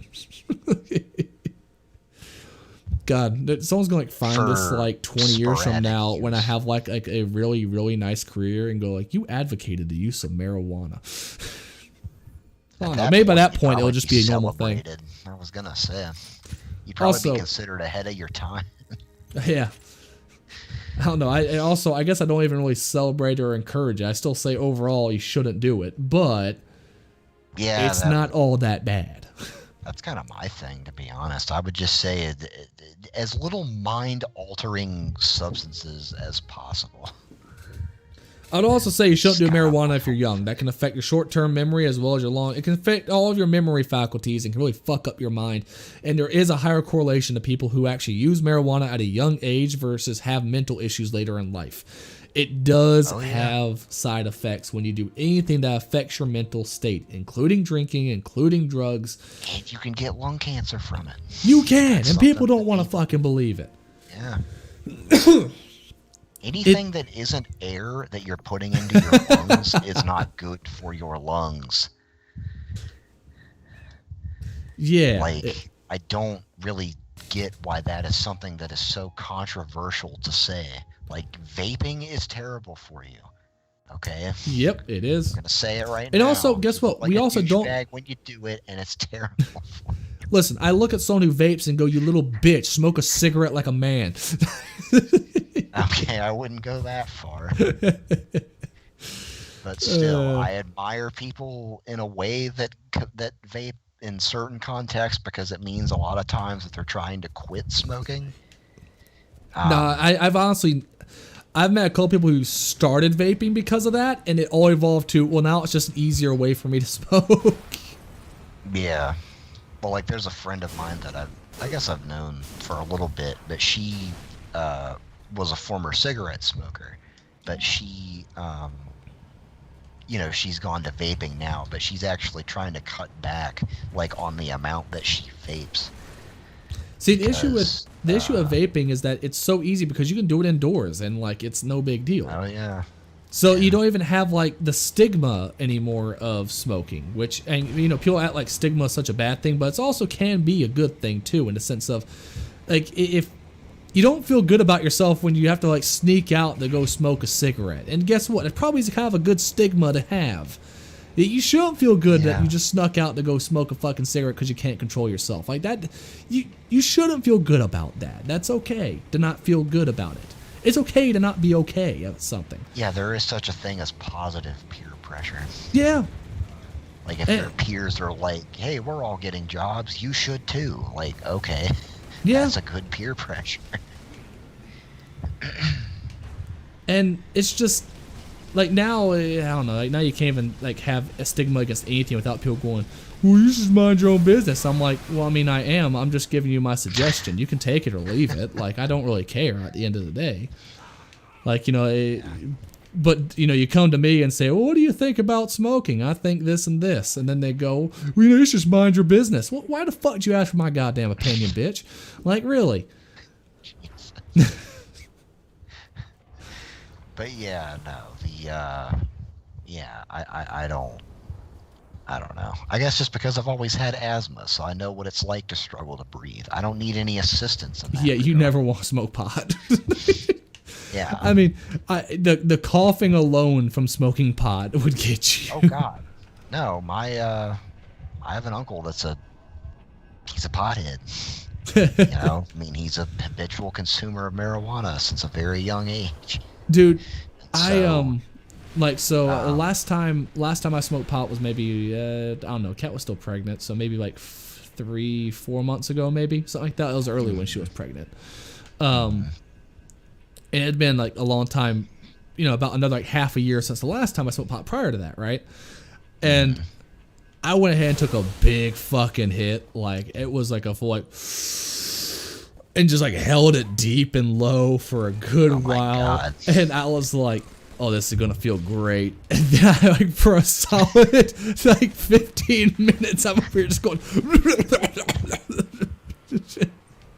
like I just could not fucking handle it. It was so My funny. uncle's been doing it for, like I said, about 30, getting on 40 years at this point, and he's coughing up a lung whenever he does it now. So like It's actually gotten worse over over time. love pot as a recreational thing in the sense of once in a blue moon. Like once every half a year, I will get a little high. Not even like stoned out of my mind, just like high to a point where I'm like, I feel really good. And that's like my like, okay, you know what? I'm gonna relax and actually have a day where I am unproductive and I'm okay with this. Like I make sure I set that up and not be like a normal fucking thing, right? Like no, I want to make sure I get up early and start my day and work. Like I mean, for God's sake, even with the baby, I'm still waking up at 6 a.m. and working. Like, I'm not just sitting around doing nothing. Like, at nighttime is my do nothing time. And I get up at 6 a.m. every day and instantly start work, and then usually work all the way for most days, that unless I'm streaming, obviously, in which case, you know, I kind of hide the fact it's not working by streaming and then claiming, hey, it's like work, haha. Hey. But, like, I definitely work 60 to 80 hours a week, normally, on so many different stuff. In mostly, obviously, my main job, because I'm salary, which means I work just nonstop anyway. And I don't know, it amazes me people who smoke pot regularly, who are just like, you know, they have so many days where they do nothing. And I'm like, just no, you gotta set these things up. Like, you gotta earn your day off. Like, I mean, for God's sake, God built the whole fucking world and universe, and he only took one fucking day off, all right? Like, that, take a lesson from that, whether you believe or not, right? Like, it's, you know, work 6 days and then rest on the 7th. Like, don't rest on the Saturday. No, work on the Saturday and then rest on the Sunday. Like, just fucking work. But I know so many people who are like, you know, they'll do their job, but they'll kind of half-ass their way through it and just be stoned, or, I mean, some of them even drinking, and just not doing shit. And I'm like, no, you can't do that. Well, you just can't do that. And to me, that's kind of the bullshit of drug tests, right? Like, if you're stoned and not doing your job well, or can do your job well, or whatever the circumstances may be, that's not any different than being drunk. The only difference is one drug is legal and the other isn't. Like, and the fact that they can just do random drug tests, that is completely unwarranted search and seizure. No, I would actually agree. No, I would actually totally agree. And also the fact that drug tests also show up, like, if you used it in the past, like, fucking week, and it's like if you want to do for hair for like a year. I'm about to say, like, if you want to, like, test, like, to see if I'm high right now, I feel like that can be warranted in the sense of, I am working for you, and you will be held accountable if I'm fucking high and do something stupid. Like, oh yeah. As long as the legal system holds you accountable for that, I get you not wanting to take that risk and wanting to, you know, do a test to make sure I'm not high. The issue is, though, you're not testing whether to see I am high at this time. You're testing to see if I've ever gotten high in the past fucking 6 months. That's none of your fucking business. And I'm probably not going to get high in that 6 months, mind you. Again, I like the stuff for the most part, but I am a, maybe once every 6 months kind of guy. And even I'm over here like, fuck you. You have no right. What I do on my off time for the most part is my business. Yeah. And in a way, that is kind of like the early examples of cancel culture, right? As in the sense of, hey, you did something off the clock, and we're going to now sit there and ruin your entire life over it. Like, that's kind of ridiculous. Oh, yeah. Well, that was Reagan's whole war on drugs and all that stupid totally. shit. And again, like, I get, I'm not like a legalize just everything, there is kind of guy for the most part. But I am a legalize, like, basically almost all hallucinogenics at the very least, because I think you can use them responsibly. While, like, stuff like maybe like meth, there is no using responsibly there. It is just use. Or heroin. Yeah, same thing with heroin. Like, I've met people who got addicted to heroin, man. There is. I don't care how strong-willed you are. Yeah, about to say, like, I know. I don't care how strong-willed you are. If you get addicted to that stuff, you're fucked. You're pretty much fucked. It's why I think we need advancements in just how we handle also the prison system when it comes to the drug war, in the sense of we should have, like, you can still make the argument that, hey, you should still go to jail for it, but maybe we should reform kind of our jail system to be a bit more, less brutal to people who just go to jail because they're addicted to something. Because I get the argument of people saying, like, well, they had the choice not to use it in the first place. I get that. You're right. They chose to break the law. I'm pretty sure they've fucking suffered from that. And I think their suffering is I think they've kind of suffered enough at this point because of that, even before they fucking get arrested. So, I mean, I'm very much pro-reform from the drug war stance for sure. Oh, jeez. Fuck. Yeah, dude, Travis Green, he just popped in. And it says corporate states of America. Yeah, that's kind of true. That's true. Totally. I've been saying that shit for 10 years. I don't think he's still watching. I'm not sure how long ago you commented that. Oh, well, still. He just said, "Now I know why this popped up." Know why what popped up? Why this video popped up for him to. I don't know. I am for the most part actually kind of pro people trying a hallucinogenic at least once because I do think that actually can help open your mind to certain things, but it's gotta be, you gotta know what type you should probably use for what is, like you said, with your asthma, you do not want to smoke pot. And with my mind, I probably don't want to consume pot in any form. Yeah, like to be you're quite probably honest. not the person who should probably take a hallucinogenic, more than likely. Yeah. But I think for And most, I'm okay with that. yeah. But I will say, don't I feel think like I'm most missing people could actually, gain a benefit from at least trying it once. Yeah. Just a moment where things are kind of more. I think people could connected. benefit from being drunk at least once. Oh, Travis still honest. here. He says he's just chilling, enjoying the convo. Yeah, man. When it's just kind of me and Hayden here, it kind of just develops into. Things get weird. Yeah, I probably talk about something involving the drug war at least every episode. It's true. I hate the drug war so fucking much, and I used to be the kind of guy who was really on the side of it. Yeah. No, yeah, exactly. That's how we learn. Totally, just by having the weird conversations. Again, I mean, I used to be totally on the side of lock everyone up in the worst situation possible to make them learn their lesson. And now I'm kind of like, a hippie redneck where it's kind of just like, yeah, maybe, drugs, yeah, not as bad as we thought they were. Drugs. I love that. Also, just on the side of like, fuck you. If I'm in my house, who the fuck are you to tell me I can't do fucking drugs? If I want to fucking get high and have a good old time, that's my prerogative. I guess my whole thing is like it's almost from a philosophical standpoint, and it's to like, I don't know. It sounds like something a fucking stoner would say, but like, who gets to decide which drugs are legal, man? And again, it comes down to corporate interest. Well, I say what it should come down to is a side of what can actually be used responsibly. What takes away your complete ability to reason. Now, I can have a few beers and still be able to reason very well. It's only when I abuse the substance that I can't reason with alcohol. Weed, you can get to a point where you're just blanked out of your fucking mind, but for the most part, you can use it and still be very responsible and still be very much there. There's ways to use almost every hallucinogen responsibly. Even things like DMT you can use responsibly if you go to the right spot and know, of course, what you're doing. There's ways to use it responsibly. Heroin, there is no use responsibly. There's no way you use heroin responsibly. There is no way to use. Which guy behind my 7-Eleven should I buy DMT? Dude, the guy behind 7-Eleven ain't gonna be having no DMT. He's gonna say he has some DMT and give you some crack to smoke. Oh my God, Camel on Key Rat, how could you?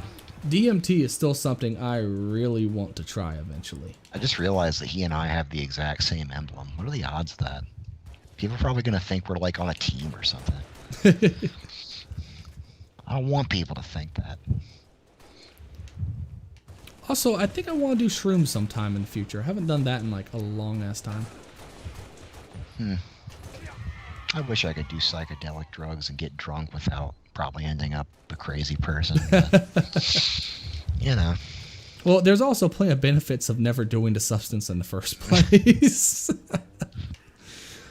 I just feel like I'm missing out sometimes. Yeah, I would say with alcohol, you don't really miss out on much, to be perfectly honest. I'm at a point now where I strictly drink because, like, I'm drinking a Guinness right now. I love the taste of Guinness, so the only thing I'd say you're missing out on is after years of drinking, you eventually like the taste. Besides that... Fair. I don't. I really can't remember the last time I actually got like drunk. I guess Probably about because s- like a lot of the like Twitch people that I hang out with, they're older than us and they're still getting plastered like every fucking weekend. I'm just See, like, that's how when do you have a people problem. do that? Like, I'm sorry, if you get drunk non-stop, you have a problem. Oh, Travis asked, why can't you do anything? If you, I'm not sure if you want to really. I know I'm not going to say because you're detailed. It's but not really that I can't. It's just that it's kind of it's a personal rule that I set for myself. I have what's known as schizoaffective disorder, which is kind of like a mix of like bipolar and some symptoms of schizophrenia. And so even before like I knew I had a lot of that stuff going on, I just kind of made up in my mind that like I wasn't really going to do alcohol and stuff like that. And now that I'm on a lot of medication and whatnot, it's definitely just it's just something that I don't really consider doing. And Well, so yeah, it's I have definitely no true. You don't want to be problem mixing with people that medication. choose to do that stuff. But it's just not really my thing. Yeah, and so like me and Hayden, we've known each other since we were like 4 or 5 or so, like just really, really young. So like obviously, I like to think I've never tried to push anything on you, at least. Oh God, no. Yeah. The only person, weirdly enough, that I can think of is Tyler, which is the last person that you would expect to do that. Well, it's because he's like I think you said it best. Like he's aggressively friendly when he's drunk. Yeah. So I think he's more like He wasn't even drunk when he told me to do it, though. That was the weirdest part. I don't know. We were, I remember it so vividly. Like we were riding in the truck, and it was like you, me, Tyler, Ryan, and I'm pretty sure Jesselyn was there. And like somebody was saying, like, yeah, like next barbecue, you know, we should bring some drinks and stuff. And I, you know, since I was kind of a shithead back then, I was like, well, I'm not gonna drink. And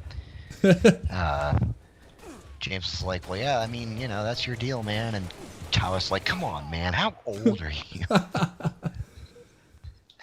Travis said, "Road, that's dope, no joke." But may I ask?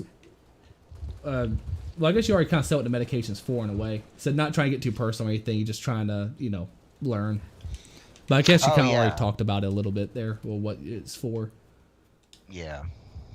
I mean, basically, and the big thing is you obviously just don't want to be like mixing medication with other things that can affect stuff. That's the big thing. Like, obviously, if I was on, like, there was a point in my life where they tried to put me on antidepressants. If I was on antidepressants, I would never want to do drugs.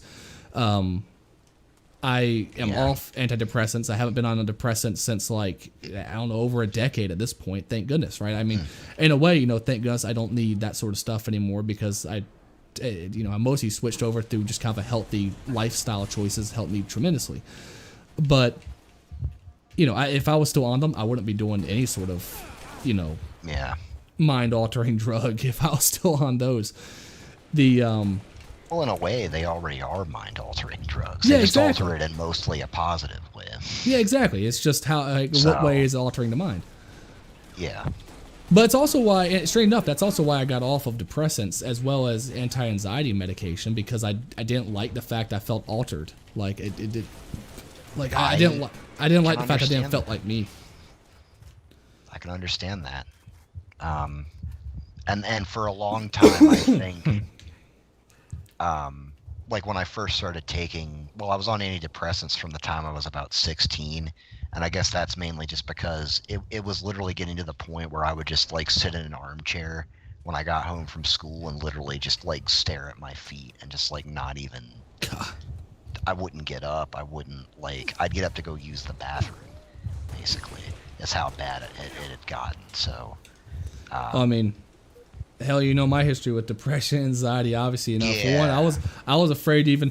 It's so funny because, you know, I was afraid to even get in front of a group of like 2 people and say anything, and now, you know, I'm a pretty accomplished public speaker who's spoken in front of groups of hundreds of people, including multi-millionaires and politicians and all this crazy jazz, and that's like. Oh, yeah. And I was the guy who couldn't sit there and give a class project because I was riddled with anxiety.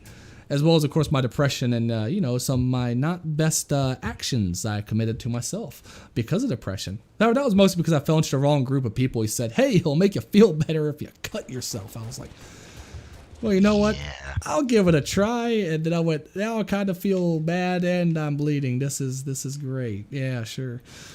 All I can say is thank goodness I was able to get over all that shit. Yeah. Yeah, that crowd was not A very great. toxic crowd. Yeah. Needless to say, I Those do are the not type of spend time people with that, them. like, if I had come to them with like a lot of my stuff, I'm sure they would have just said, "That's just your personality. Accept it, embrace it as part of who you are." Oh yeah, and And it's like, it's not a good part of who I am. they This get is it. something that you need to either treat or attempt to get over. Like, Yeah, Travis asked, you know, what do I speak about, you know, where I work for. oh, So yeah. I used to work for, or I still work for, right now I work for Liberty Tax Service. It's a, you know, tax company, you know, people with the crazy waivers on the side of the road. And I'm a corporate trainer for, you know, originally I was mainly just corporate trainer for them. So I'd go around and speak on management, hiring practices, marketing especially was my main suit. So I went from being anxiety ridden and depressed to being like one of the top salespeople, to a point where I could, you know, go and talk to anyone. I just kind of had the gift of gab when I went outside and just talked to crowds and talked to different, you know, random people on the street to get them to come into the office to, you know, get tax returns done. And then I found my way, and I'm going to be kind of brief, or kind of not brief about, kind of vague about, because it's an organization that I know a lot of people don't really care for. But I'll say I was with a nonprofit, a very well-known nonprofit organization, political organization, and I was being paid very, very nicely to do a lot of speeches for politicians, for campaigning purposes, at donation events, you know, things like that. So unfortunately, when COVID hit, I, you know, lost that job because I could no longer go out there and give speeches to big groups. So the crazy amount of money they were paying me for that kind of was like, we can't Your afford mic to is pay you cutting that. in and out again. Yeah, the organization, you know, with COVID hit was like, you know, like, we can't afford to keep paying you because you're not giving speeches, because you can't give speeches. You know, there's no way to get groups of people together in North Carolina, where I was at. And so now I'm back with Liberty as a transition specialist, and I'll travel the country a lot helping out with different office situations. But hopefully once COVID backs back down, you know, whenever that will be, I'll be on the road again giving more speeches. So, but yeah, so I've given speeches on a lot of different things with from political organizations and nonprofits to just standard corporate type events. I've enjoyed it. I've loved it. I love giving speeches. It's so fun. I love being in front of the crowd. I enjoy the energy. I enjoy just everything about it. I enjoy getting better every time I'm up there. It's, you know, there's a lot of things that, like, I absolutely love about giving speeches. It's a blast. It's some of the best. It's just some of the best I feel when I'm actually working is when I'm giving a speech. So I do hope everything starts to open up eventually to the point where I can start giving speeches again. Yeah, that'd be nice. I mean, I guess in a way I might be, because the corporate headquarters is in Texas now and they're open, so I might be doing some stuff there. But I think something's going on with your mic again. testing, can you hear me? Can you hear me? Yeah, because before it was doing that. All I caught of that was special events, and I hope stuff starts to open up again so I can give speeches. I'm glad that you were talking to somebody else, because I got maybe 5 words out of that. Very, very interesting. Yeah, thanks. I really enjoy doing public speeches. It's a blast. Plus, I get a lot of. It's also funny because even if you really don't know a lot of stuff, if you're on stage, everyone thinks you do, so you can just like run with it. Like, I've been asked to give speeches on topics I have no fucking clue about, and I've been able to do some great speeches with, just because as long as you're confident up there and say the proper buzzwords, man, people eat that shit up. I mean, you learn the art of public speaking. It's a fun thing. It's a fun thing.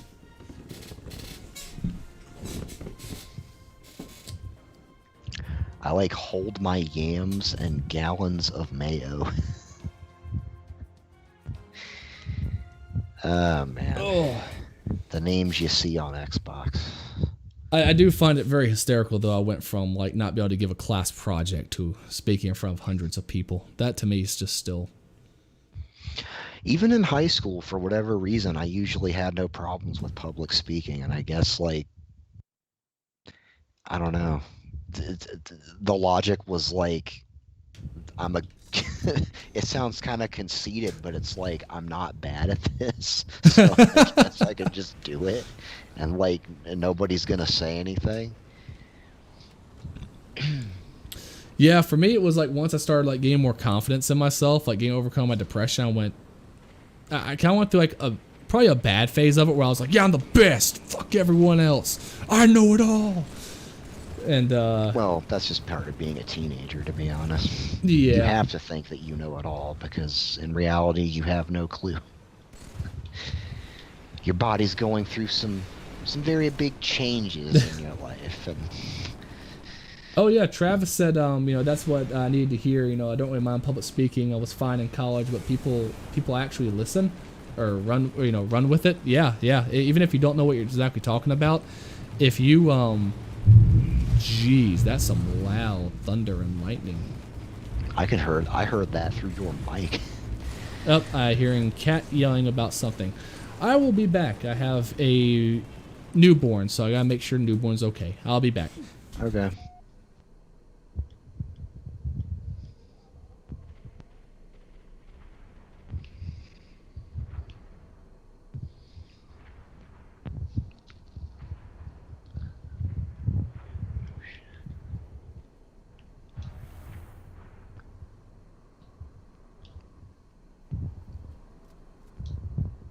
Jeez.